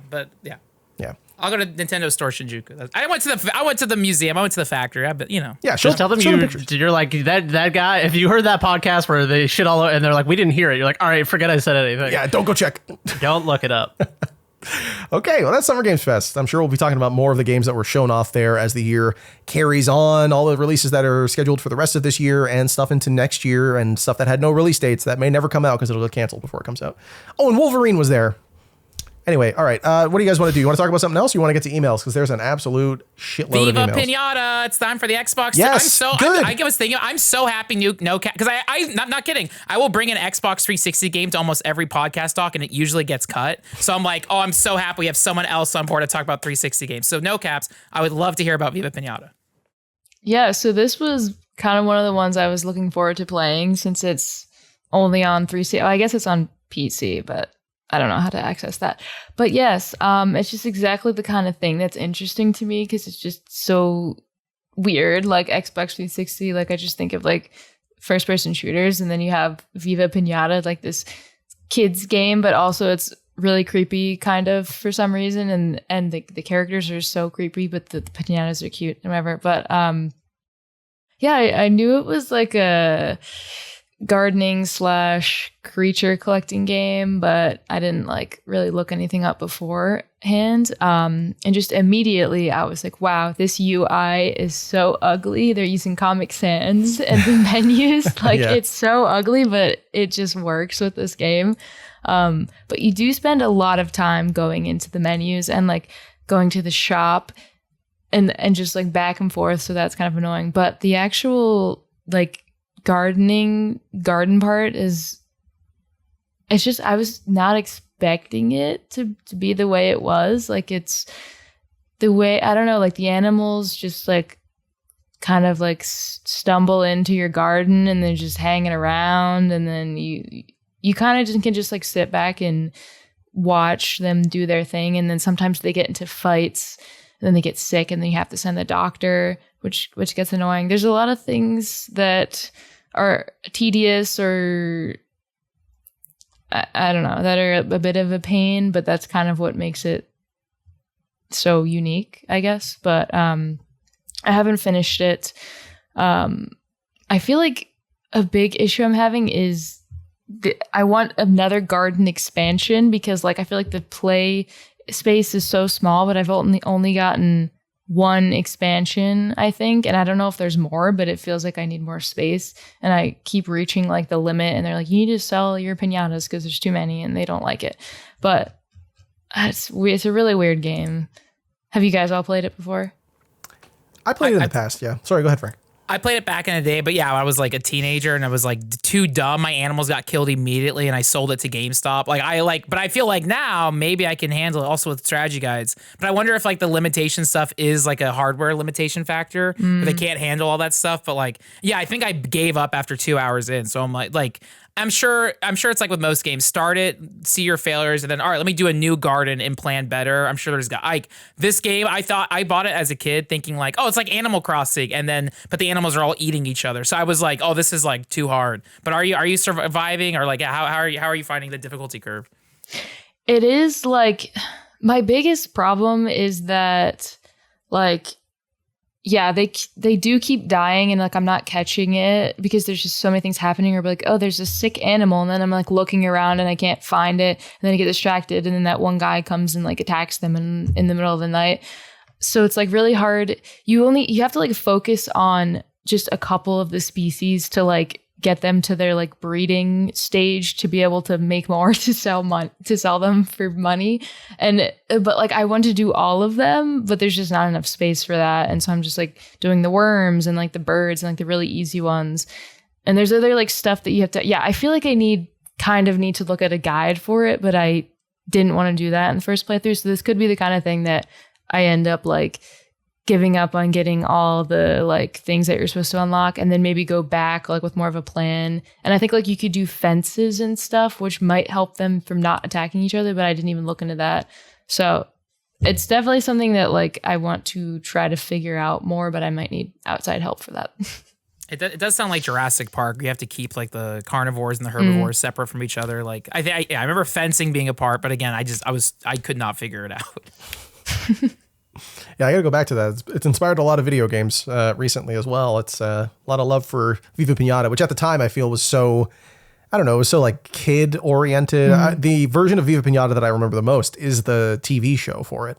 Like I didn't even know there was a game. I thought it was just the Viva Piñata TV show. So cool. I'm glad you're going back and playing that too. You should let us know how the rest of your experience goes and, herding all of the piñata into their zones. Do you have any favorite piñata? Ooh, or least favorite? It sounds like they're pretty annoying. Man, yeah, like there's one of them that one species that I feel like is really aggressive, and I keep like selling them or just like beating them until they break open so they like leave. It's definitely one of the carnivore ones. I don't know. I feel like the ants are really aggressive too. The worms are pretty chill, but sometimes they get in fights. But yeah. It's very realistic. Yeah. I don't know. The hedgehog is kind of funny. Is that the little green? Yeah, right? It's like it's like multicolor, but the face rainbow, is green. Yeah. I think that was in the show. Yes, that's why that was like one it. of the main characters. Yeah. I don't know. Like, I have very vague memories of that show. Like, I don't remember actually I don't remember the episodes, but I have experienced Viva Piñata somehow in my brain, and it was not the game, so it must have been the show somewhere. Yeah, it's in that like ugly mid-2000s. They're like, oh, you make every show in 3D. No, you cannot. No, you can't. They all look bad. It almost looks as bad as that, also a rare game, funny enough, the Donkey Kong animated cartoon, 3D cartoon. Oh, yeah, I forgot about that. Awful. Terrible. One of the worst TV shows of all time. It's very funny. Not in a good way. Yeah, they all got that Jimmy Neutron stank on them. Yes, but like worse. Like Jimmy Neutron was when they started figuring it out. This was like pre-Jimmy Neutron. They like didn't know how textures worked, so everything's just like a flat color. It's gross. There you go. Viva Piñata. I'm sure we'll be checking in more with that unless you drop it because it's really annoying and maybe play something else. We'll see. Yeah, we'll see. Check out next week's episode to learn more. But like I said, we do have a absolute truck of emails. No, Jeremy, you took it out, so I don't know. Well, we can move on. That's fine. You want to talk about it next week? Or you want to talk about it now? I've been playing Automaton Heart. Yeah? It's really, really cool and interesting. I will play more of it before I sort of like give a holistic impression. I will say that I have played a few hours of it, and it's really, really cool, and people should check it out. If you check it out, I'll talk about it next week, and then you can be like, well, that guy doesn't know what he's talking about, because I played that game. Ooh, okay. There was a little bit of a challenge, a subtle inference preview there of perhaps the gauntlet is dropped. Yeah, no, it's really, really cool and interesting. I do recommend it. I just want to play more before I need to see like where it goes. You know what I'm saying? Yeah, I feel that. I saw the trailer for it. Looked like a really cool trailer. So it's really, really cool and interesting and unique. I just want to see if they. I'm sort of like I'm in the middle of my double back handspring or whatever. And I need to see if the landing sticks. Right. 10 or not. Find out next week. Okay, let's get to it. Frank, emails. Yeah, we have so many emails. This is awesome. But also, if we need to cut off any point, I have to edit my video, but I don't mind. I'm up for anything. All right. It's like rare opportunities. It's the most emails we've ever had. If people want to send us an email, the place, the destination, podcast@noclip.video. Once again, podcast@noclip.video. One more time? Podcast@noclip.video. That's that was a dad thing. My dad would always leave voicemails. Call me. His phone number. I must have his phone number, but it's disconnected. But like he would do that and repeat the phone number, and I was like, oh, that's such a good like. I do the same thing. I am a dad now. You know, it's good. It's good. Or in the podcast server in our Discord, patreon.com/noclip, patreon.com/noclip2. Catherine asks us. We've covered this a lot, but there's a specific here at the end of it. Just after being revealed, Sega disclosed that Crazy Taxi and many of their studios use generative AI in development. As the tech creeps further into the industry from assets to code to ideas, how do you feel about the prospect that many AAA and AA games from this decade have likely used generative AI at some point in development and just not disclosed it? Yeah, I mean that's the lead in the water. There's nothing you can really do about it. It's unfortunately, or the plastic in your blood. Everybody has it. It's one of those situations where like you won't know unless you see the code or they admit it. So it's sort of like, what is the future of that going to be? There's the Steam AI disclosure. Do people just stop disclosing it? Like, yeah, the thing that I was going to say is when you guys were originally having that discussion, I was like, oh, wow, it's pretty brave of them now at this point to even say it, which sucks. But like, I don't know, people that haven't said it and then like someone found out, yes, there's backlash, but like I feel like there's so many people that don't care. Like obviously like we talk about it and we see this stuff all the time, and everyone like in game development circles like are very against it, but like this news is not going to like necessarily reach everybody who's not like, if I just pick the game, like go to GameStop, I'm like, oh, there's that game, cool, I'm going to play it, and you might like never know. So yeah, all people care about is if a game is good. That's really all it is at the end of the day. If there's Gen AI stuff, they don't really care, because like general, enthusiasts care, of course, as Nocaps has said, and we've been complaining for like a year and a half now at this point on this podcast, but regular people don't really give a crap. Like, and again, unless you're told, especially if it's code, you're never going to know anyway. So we only end up getting mad at the games that are honest, which like deservedly so. I can't get mad at the prospect of there being code in every game that might be AI generated. That would be ridiculous. I would never play another video game, which I mean, I probably could get away with. There's so many of them at this point. But yeah, it's like, I feel bad about it. It sucks, If the prospect is every video game moving forward has Gen AI stuff in it, I'm not going to like stop playing video games completely. And it's, there's obviously there's varying degrees. Everyone has their own tolerance for that stuff. Like if it's art, I feel like it's way easier to get mad at it. But if it's writing, it's like, unless there's a prompt left in there and it's sort of generic video game barks, is it really going to sound that different from like playing a Ubisoft game? No disrespect. Like, no, hey, no disrespect. They have a lot of barks in those games that are just like, they actually, more specifically, they invented a tool that they use to like break their own writing down in a sort of LLM style, like language learning model style way, so that they can just generate barks based on their previous writing. Even they know that it's generic. It's not me. I'm not being mean. I'm just repeating what they said. So there's stuff like that. It's sort of unavoidable at this point. Any technology you uses Gen AI in some respect somewhere in it. So I don't know. I hate it. It makes me upset. And I do the best that I can to avoid those games when I can on my own wavelength. I'm sure some of you guys agree with that. But ultimately, for consumers, what do you really do other than stopping playing video games? Like the next Call of Duty is going to sell a bajillion copies. And I guarantee you there's already been in the previous 2 games AI generated art in some of the microtransactions. So like, what do you do? I don't know if there's a solution to that. That was the hard stopper. I love Call of Duty. Like it's junk food, but it's fun. I don't care. Seeing the AI emblems made me like abandon it. I was like that, because that's going to pop up every minute and it's going to piss me off. Like that killed that game series for me. And it sucks that this new one, I think, takes place in like North Korea. Like that sounds so cool, but it's like, oh shit, I don't want to see that. I don't want to see their AI Ghibli shit. That might be the worst thing I've ever seen in any video game. That's like the only time I've ever been offended by a game, was seeing AI Ghibli shit in Call of Duty. That pissed me off. That you have to pay for.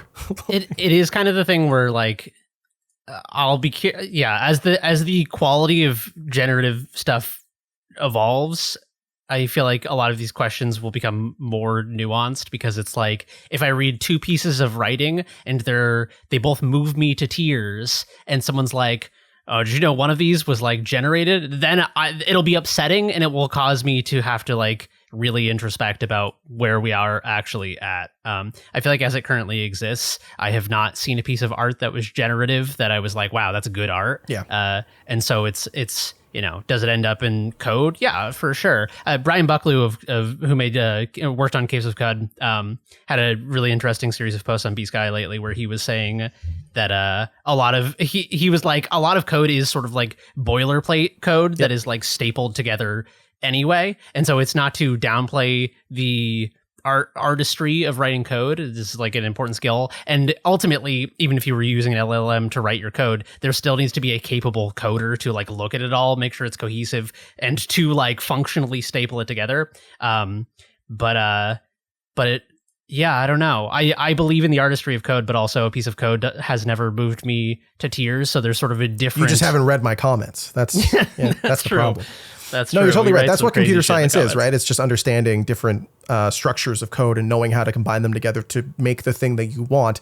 And 90% of the time, people are just on Stack Overflow copy pasting shit anyway. Like, how do I do this? Oh, this is how you do it. Let me adjust some variables and like add a couple lines so it does the thing I need it to do. To be clear, is not me capitulating and being like, well, it's the same anyway, because I don't believe that. No, I'm just saying difference between how it's used in code. There are interesting nuanced differences between between generative elements. So I think that like I said, if the day comes where a piece of art, like if Disco Elysium had been made 3 years ago and they came out now and were like, hey, by the way, that whole script was generative AI, I would have to completely reevaluate like how I felt about this stuff, because I'd be like, holy shit, like one of my favorite pieces of art in the last 10 years was just like generated. That would legitimately shake my foundation. As it currently exists, it's like Frank said, it's like the only people who think this shit looks good are people who are kind of like, you know how like people talk about how like I don't know if it's like psychology or neurology, but like if you look at a brick wall, you see like one section of the brick wall, and then your peripheral is kind of your brain modeling, extrapolating the pattern. It's like we're not like seeing everything. Our brain is sort of filling in the blanks a lot of the time. I feel like the only way you can look at AI art and be like, yeah, that looks good, is if you're like not really paying attention. I think if you look closely at most generative art, there are inconsistencies that if a human artist made them, I'd be like, this person doesn't even give a shit about what they're working on. Why would I? If you don't give a shit on the thing you're working on, why would I give a shit as like a consumer of that thing? And currently that's kind of how I feel about all generative art, is that like, if you don't care to make it, why would I care to consume it? Yeah, absolutely. And maybe the future is what we were talking about earlier of like, you know, enthusiasts are going to be so demanding that everything not be Gen AI, or there be as little of it as humanly possible, that it's going to be like, where's your documentary? You know, where's your notary? Where's your stamps on all of the screens of your game? I need to see that. I would be shocked if that was the case, because I think there are on a daily basis, I think there are so many unethical things that we participate. I mean, it's, you know, you could fucking go drill into any, like I could look at my computer and dissect each component of it and examine the conditions. Every single thing in my computer involved slave labor at some point. Yeah, exactly. Right. Yeah. So it's like, and none of us are fucking, you know, buying guns and stockpiling beans because of that. Maybe you're not. Well, some of us are. If I turn my camera, you'll see my bean collection. Yeah, that'd be awesome. No, I don't think that's something consumers are going to ask for. I do think creatives are going to want to do that for that purpose, though. Yeah, like they're going to be like, I want to do this. They're already doing it, of like putting stamps on their games of like no Gen AI in my game, or putting it in their trailer and being very explicit. So, I mean, I would not be surprised if we start seeing more and more development showcases done as like, the trailer for my game is, this is proof that I made it. Like that game that we were just talking about, what was it? Something with a B? Bun? Yeah. Bub. Yeah. Thank you. Like that game is the sort of use case for that, of if you don't show people, they're going to think it's AI generated, which, you know, is or not think, but like they're going to make those annoying comments, and like it just washes over their brain. The Ghibli stuff is probably a better example of like, this is a game done hand drawn on cells, like real art. Not that digital art isn't real, but you know what I mean? Like this is the stuff that you need to prove that, where, you know, maybe a Vampire Survivors Jujutsu Kaisen game, you don't have to do that there. Maybe people will just accept that. It is interesting how different genre spaces and different types of games and different scales of games have sort of different moral and ethical expectations. I think if you are making something like a Call of Duty and it's full of slop, it's kind of like, you know, you don't go to McDonald's and you're like, so what were how good were the conditions of the chickens that went into these nuggets? You know what I mean? Like there's an expectation of cruelty or something.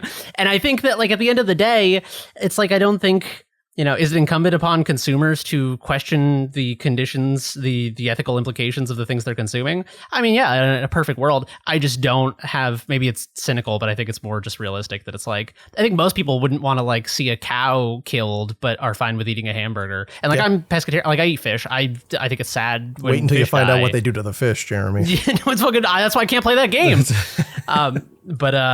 Yeah, no, I just think it's very easy to sort of like silence the part of your brain that's like, ethical implications of this. Oh, but hamburger is delicious. And that's not me being holier than thou, because I love sushi and shit. So like, I'm not holier than thou. I can't play that game. Yeah, fair. Look forward to us continuing to have this exact same conversation for the next forever years.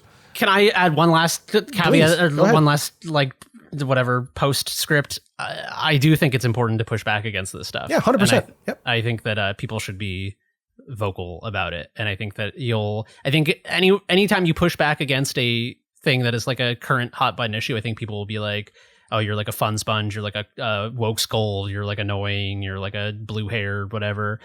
I think it's really important to push back against this stuff, and I think that like, you know, you may not beat it, but I think that the the slide into hell may be lessened or dampened or slowed in some way, and it's like maybe that's insufficient. But I don't know. If we're headed there anyway, I think I would rather not grease the wheels with the blood of all the creatives fired because we're all just like, oh fuck, it's gonna happen anyway. Let's just fucking eat the slop. My mom sent me a AI generated video, so it's okay. I can't get mad at my mom. The pushback is not binary. Just because you are not going to stop the use of generative AI with your fucking social media post or by talking to your friends about it doesn't mean you shouldn't do it. Because I think that even if it slows it 0.0000 whatever 1%, I think that cumulative effect of slowing it a little bit allows space for more care and caution around these things to creep in. So it is meaningful. Yeah, I agree 100%. I think you got to keep fighting back when you can, for sure. All right. Is the next email going to give us a shorter answer? From looking at it, I feel like it's still going to cause us to get a little in the weeds. Eshwan asks, apologies if I mispronounced. They asked him a question about Final Fantasy 14 and story versus endgame and MMOs. Hey, I'll throw back to the WoW kick from a little while back. I'm a Final Fantasy 14 player, and those discussions made me think again about my relationship to MMOs. Final Fantasy 14 is an odd game because it feels like a 500-hour JRPG with a rating game stapled to the end. It's true. What do you each feel is the heart of an MMO in terms of story versus endgame, and how much does each factor need to be good for a game to be worth your time? I guess it depends what you want out of an MMO, or depends on what you want out of an MMO. There we go. Hard to say that. I have a very short answer to this. For me, I think endgame is a carrot on the stick that imbues value into the rest of the experience, but the rest of the experience is what matters to me. For me, it's about exploration of a world. It's about a journey. It's about progression, leveling up, getting a new piece of gear that gives you +1 attack, and going into weird fucking dungeons with your friends to kill shit. 5% damage to wolves. Yes. Once I hit endgame, I lose interest because then it's like it's the screenplay. I got what I wanted. I told the person about the screenplay, and they're like, "Wow, you're so cool." And I'm like, "I am fucking cool. I'm gonna just finish this never." I feel that way with JRPGs too, where it's like if I get to the end of the content, everyone's like I love Kingdom Hearts. I love that game series so much. It's awful, but the end of the game, everyone's like, you didn't go fight Sephiroth at the end of the thing. No, I don't care. I got the story I wanted. Oh, but there's a secret cut. I'll watch it on YouTube. That's okay. I'm not interested in spending the next 12 hours of my life grinding so that Sora can beat level 99 Sephiroth or whatever stupid thing I have to do at the end of the game. There's a secret boss. It's cool. I'll watch it on YouTube. I do not care. If it's important story stuff, don't hide it behind that. You know what I mean? That's my feeling on it. And it's the same thing with MMORPGs. Once you get to a certain point, I love handcrafted content. I want story stuff. I want cutscenes. I want cool quests. I want to go fight cool bosses. Once I'm repeating the same bosses 100 times to perfect it and get the gear that I want, I'm falling asleep at the computer. I can feel the Reaper on my shoulder. Hey, nothing you're doing is new. Are you okay? Do you want me to give you those minutes back? Cause I can't. I hear that whispering in my ear and I have to move on. No caps, Frank, you guys got any thoughts on this? With MMOs, I don't care about the story. I skip all quest text. I hate endgame because then the game turns into a job. I like leveling up little dudes running around and being stupid. That is fun to me. So it's I'm neither or. Final Fantasy 14, I love leveling up with friends, having a friend free. Honestly, being run through dungeons and they carry you. That's so much fun. I don't know. The playground factor of MMOs. It's once you have to focus and sweat over gear score and DPS. It's this isn't fun. This story stuff can be cool. I'm dismissive of it. But I like going into a new dungeon for the first time that. But when you have to start repeating it, I kind of lose interest unless it's a fun thing with friends or listening to podcasts or whatever, like the Noclip podcast. So I'm a different factor. What's important to me in MMOs is just having fun, and so I don't know, killing dudes, leveling up, getting gear, and then once that kind of progression slows down to a bit, turns into work, turns laborious, then I'm time to make a new character. In World of Warcraft, I probably have over 100 alts on different servers. Now you don't have to change all things, but I would make new alts all the time. This friend wants to run Dead Mines. Let me make a new character, and then tomorrow we can do Dead Mines. That's how I would play. I would get to a character in Westfall, do Dead Mines. Once we out leveled it, I'd make a new character because that loop to me was the best. So, but that's what's funny about MMOs. Everyone has different things, but yeah, I feel like neither story end game is important to me. Yeah, fair. All right. No caps. Have you tried any MMOs? Yeah. No, just Club Penguin. That doesn't have. Okay, what's the end game? As far as game? I know, it doesn't have end game. How big are upgrade the your 40-man raids in Club Penguin? But yeah, I have a hard time, honestly, even finishing like longer just story games. Like I just get sidetracked, so I don't even see the end game a lot of times. You don't even see the end of the game. Forget the end right, game. Exactly. Yeah.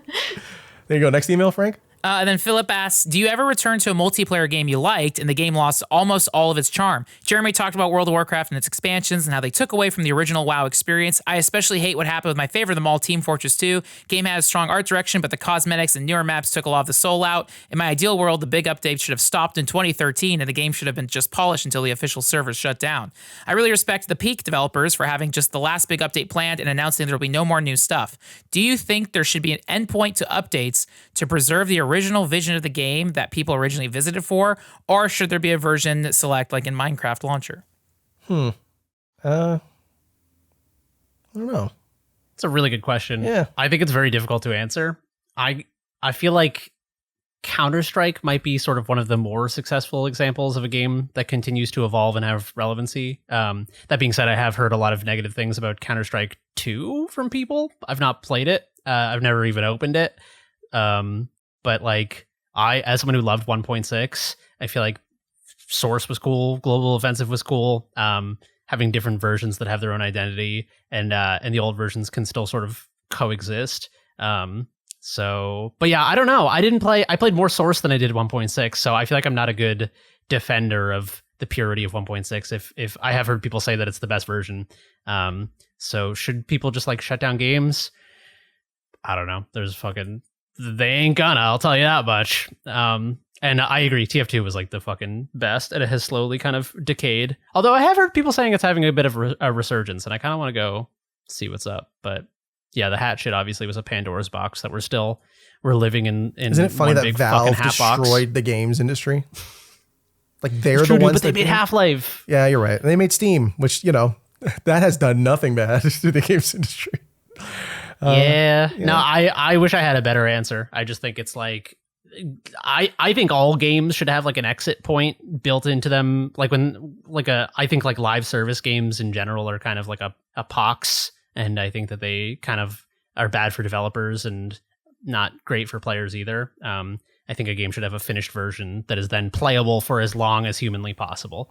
I think it's cool that we're seeing that with more of the gacha games out of Japan, at least so far. Like they, Final Fantasy Resonance, the one they showed at SGF, that's a port of a gacha game, which apparently has a really good story, or maybe for a little bit. I was looking into it. Like the first season is good. So that's one way to do it. If it doesn't seem financially viable, there was a couple of interviews with some gacha game devs who were like, we don't do that because it doesn't make any sense financially to spend the money to port the game to consoles or make them remove all of the microtransaction focused pulls and stuff. So there are arguments against doing that and for it, but I hope that continues to be a trend. And then I think for like games that just have updates pretty frequently, I don't know. Do you really want to play a version of the game that's worse? I think WoW Classic and WoW Retail having a split is an interesting situation because it's like those are distinctly different versions of the game. Same with Minecraft. There's actually like a really dedicated space to preserving all of the different versions of Minecraft, even the really, really early ones. I remember reading an article about somebody had found like a hot patch or hot fix for the game that came out that was only available to download for like an hour before it got replaced. And they had it on their USB drive. And it was this like missing chunk of the Minecraft update timeline. So there's a big dedication for this stuff in certain spaces. But I feel like most games, you're better off just playing whatever the most patched version of it is, or versions of it that have different content. Like there really aren't that many games that are so different from where they were at release to where they are now. Like No Man's Sky, maybe. That would be the one instance where I'd be curious to go back and play a version of that was untouched. Because like, what does that feel like without all the new stuff that they've added? But yeah, I don't know. I think more preservation is better, but ultimately whatever is the least damaging to the developers making the game, whatever is the least costly thing, is probably the right way to go. All right. Next email. Sam asked the question. Hi, Noclip crew. I love Noclip and Noclip 2 content because of the ways the five of you touch on creativity, craft, and weirdness of so many games. Thank you. When you identify a person or a small team of people who have made something clever or well-designed, it makes me feel like there are so many creative people out there doing weird stuff in their own ways, and that's really creatively inspiring to me. What content, if any, makes you feel that way? Are there any YouTube channels, podcasts, docs, etc. that you find creatively inspiring or leave you with a desire to make things? For example, Jeremy's Jane Dev videos really landed for me when he discussed his relationship with the creative process, and then I made a bunch of my own stuff as well. It was a great catalyst. Yay! That's really nice to hear. Thank you for saying that. That makes it worth all of the pointing a camera at myself and being like, why the fuck am I doing this? I don't know. Do you guys have any stuff that inspires you, like channels or whatever? I mean, I would literally wear it everywhere. Like all the Japanese wrestling scene, like specifically the Joshis are so funny because like in the ring, they're extremely creative. But like the reason they all get famous and popular is like they are just crazy on social media and do like TikToks, but also they will do Japanese vlogs. And I watch a lot of Japanese YouTubes and there's just so much like sound effects and crazy text. Like they're like, it's, like I feel like I spent 20, 30 years learning how to make like proper videos and film school stuff. And then you see Japanese YouTubers just like, it's like so chaotic and fun, but like even in the ring, like the most like creative wrestling organization is Tokyo Joshi Pro Wrestling. It's basically a traveling comedy troupe. Like they have giant panda suit costumes in the ring. Like they literally have idols performing concerts in the wrestling ring. And like, again, I will go to Japan, I'll watch it and I will cry in the front row. I'm like so happy and it like fills me up and it's like, and that's why I will talk about it and I will sneak into anything and everything I make, but it's just like, oh, it's so like, and it also completely, again, thinking of like Vince McMahon, Hulk Hogan, like the super macho, what everyone's idea of wrestling is, like Americana wrestling. And then you see the Joshis do it and it's so bright and funny. It's like kids, old people of all ages are there. And it's like, this is so wholesome and fun and silly. And like, it's like, and again, they're always subverting expectations. And it's just like, yeah, I will watch everything. Like Summer Games Fest happened, but at the same time, every weekend in Japan, there's like 5 different wrestling shows and I'll watch it every week. And it's just like, and then I follow it on social media. Every day they're making stuff like, even the idea of wrestlers doing TikToks, like there's a heel faction in Stardom. They're the Mean Girls, but they have their own TikTok channel where they're doing dance memes and stuff. And it's just like, everyone's having fun. They're not so worried about kayfabe and like, I'm going to kill you. It's just like, I don't know. It's just so goofy and funny. It's like very much like live sketch comedy. That's what Japanese wrestling is to me. That's so much fun. Yeah, I get why that would be inspiring for you because you see like so many different, like you said, everything you just said, I think it's that's what we love seeing when you go to Japan. I was going back and watching the racing video that you did and even seeing the brief glimpses of the wrestling stuff. It was like, I just see this look on your face of awe of like, hooray, like this is my life. I want this to be everything that I do. So that's awesome. I think for me, I probably, whenever I feel sort of like creatively stifled or like I can't figure out how to come up with something new, I go back and watch Carl Sagan's Cosmos. The way that he presents that first episode even is insane. Like if you told me you were making a science fiction TV show about, not science fiction, it's science reality, TV show about space and what it's like to be out there in the universe. Like he opens it, he's on a mountain in Scotland before he introduces the concept of the universe. And then he pretends that he's in a spaceship traveling from far away towards Earth to show you all of the different things at that point in time where people really didn't know or care about any of that. He makes it so like it's such an artistically expressive TV show for what is basically the most boring thing I can imagine, which is physics and space. But he makes it cool, like, and not in a Bill Nye the Science Guy kind of way where he's like, "Whoa, we're gonna break an egg on your head," and sound effects. It's like no, he's so it's just chill about it. No disrespect. I love me some Bill Nye the Science Guy, but he's just so chill. Like he clearly loves space. I love reading about Carl Sagan. I love reading his books and like learning about his life. I was reading a nonfiction book about the process of making the Voyager golden discs or the golden vinyl tapes or whatever records that they put on there on the Voyager 1 and 2 ships. And like the way that they like got the music together is so interesting. Or like there's a story about him meeting one of the members on the team and like he comes down an escalator and he's holding up a sign that's a math problem that only the person he was meeting would get it, and that's how they knew it was the other person. Like such a fucking nerdy, stupid thing. But every time I hear about Carl Sagan, I'm like, dude, he was in it for the love of the game. He was so in it, he cheated on his wife with one of the people involved with the program, and he ended up marrying her. I think is the story. Apologies if I'm wrong to Carl Sagan's estate, but I feel like I remember that story because it was so insane to me that Carl Sagan had game like that. Not too surprising. I mean, look at the way he talks about space. I'm sure that's how he talks to women about everything. But no, very billions cool. And billions. Yeah. That sound clip just has been playing on a loop in my head since you started talking about Carl Sagan. Billions and billions of stars out in the universe. He's great. Yeah. Love Carl Sagan. Do you know about his Mr. X essay? Mr. X essay? When he, like from Resident Evil? No, What are you talking about? different. The original Mr. X was Carl Sagan. Carl Sagan was an inveterate defender of cannabis use as a intellectual practice. Okay, now you're going into realms I didn't know about. All right. So Carl Sagan was a big cannabis user, and in a time when obviously, I mean, there's still stereotypes around cannabis use, obviously, but in a This time where explains so much, by the way. it was very illegal and very taboo, but also like, you know, it was like the fucking 70s, man. Like, you know, Cheech and Chong were like, that's what a stoner is. And so Carl Sagan in secret used cannabis very frequently. And I like preferred it to drinking. And he would talk about how he would have these like revelatory moments in the shower while he was stoned about science and about science communication, about taking these things that were like dry mathematical realities on paper, but then once you have like the realization of the implications of them, that like there are these earth-shattering like emotional truths about the universe. And I think that's why part of the reason he was such a great science communicator is that he was able to take things that like if you hear a great scientist explain them, you're like, well, that's fucking boring. But he was like not only a scientist but like a teacher and a communicator, and he would have these like visceral emotional attachments to these things. So he wrote this essay under the pseudonym Mr. X in defense of cannabis as like using cannabis as an intellectual practice for reflection and for deepening one's contemplation of our place in the universe. Wow. Well, I mean, I guess if he wrote it as Carl Sagan, he would have been arrested by the government at that point. But that's true. That's why he wrote it under his Resident Evil. You gotta be careful. Pseudonym. Yeah, I'm flicking through it right now, just like reading the beginning of some of the paragraphs. My goodness, what a eloquent man. I'm not surprised, but like it's really good. Dude, there's a bit really here. I'm going to read it because it's so cool. The cannabis experience has greatly improved my appreciation for art, a subject which I'm not doing the voice, which I had never much appreciated before. The understanding of the intent of the artist, which I can achieve when high, sometimes carries over to when I'm down. This is one of the many frontiers which cannabis has helped me traverse.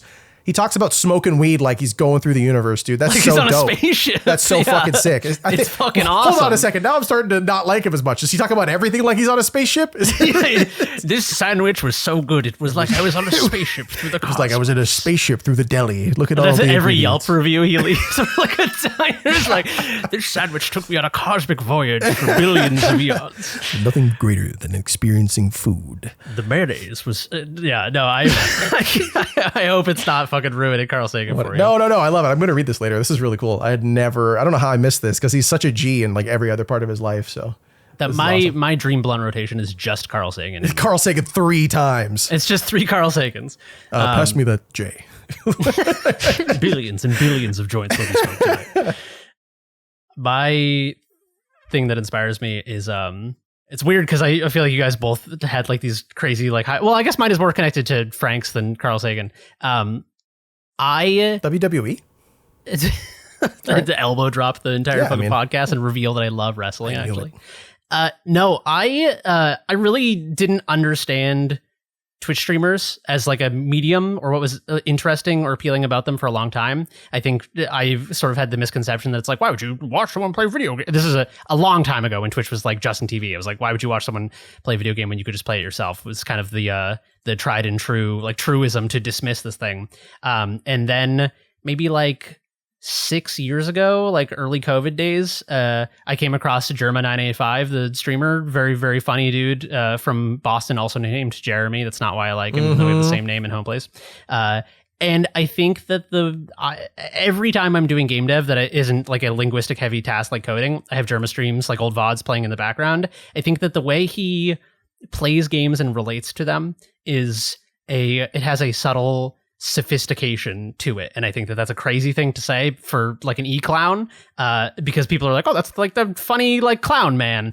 I think that he has a real openness and childlike wonder in his relationship to games that perpetually reminds me what is beautiful about games. I think that there are elements of games that are best explored and experienced in solitude, like narrative heavy things. Like I wouldn't probably watch a streamer play like a crazy, emotional RPG like Disco Elysium. I would want to have that experience. But like when I was a kid, you would hang out with your friends and play games, and games were sort of like a sandbox place for like improv comedy, almost for like performance art, where I remember Donkey Kong 64 was one of my favorite games growing up as a kid because it was so goofy and weird that or like Grand Theft Auto, like me and my friends would make each other laugh through playing these games. We would like do bits over them. We would be like, oh, watch this. They were a vector for making each other laugh. And I think using video games as a almost like playing them like an instrument to create comedy, I think is like a really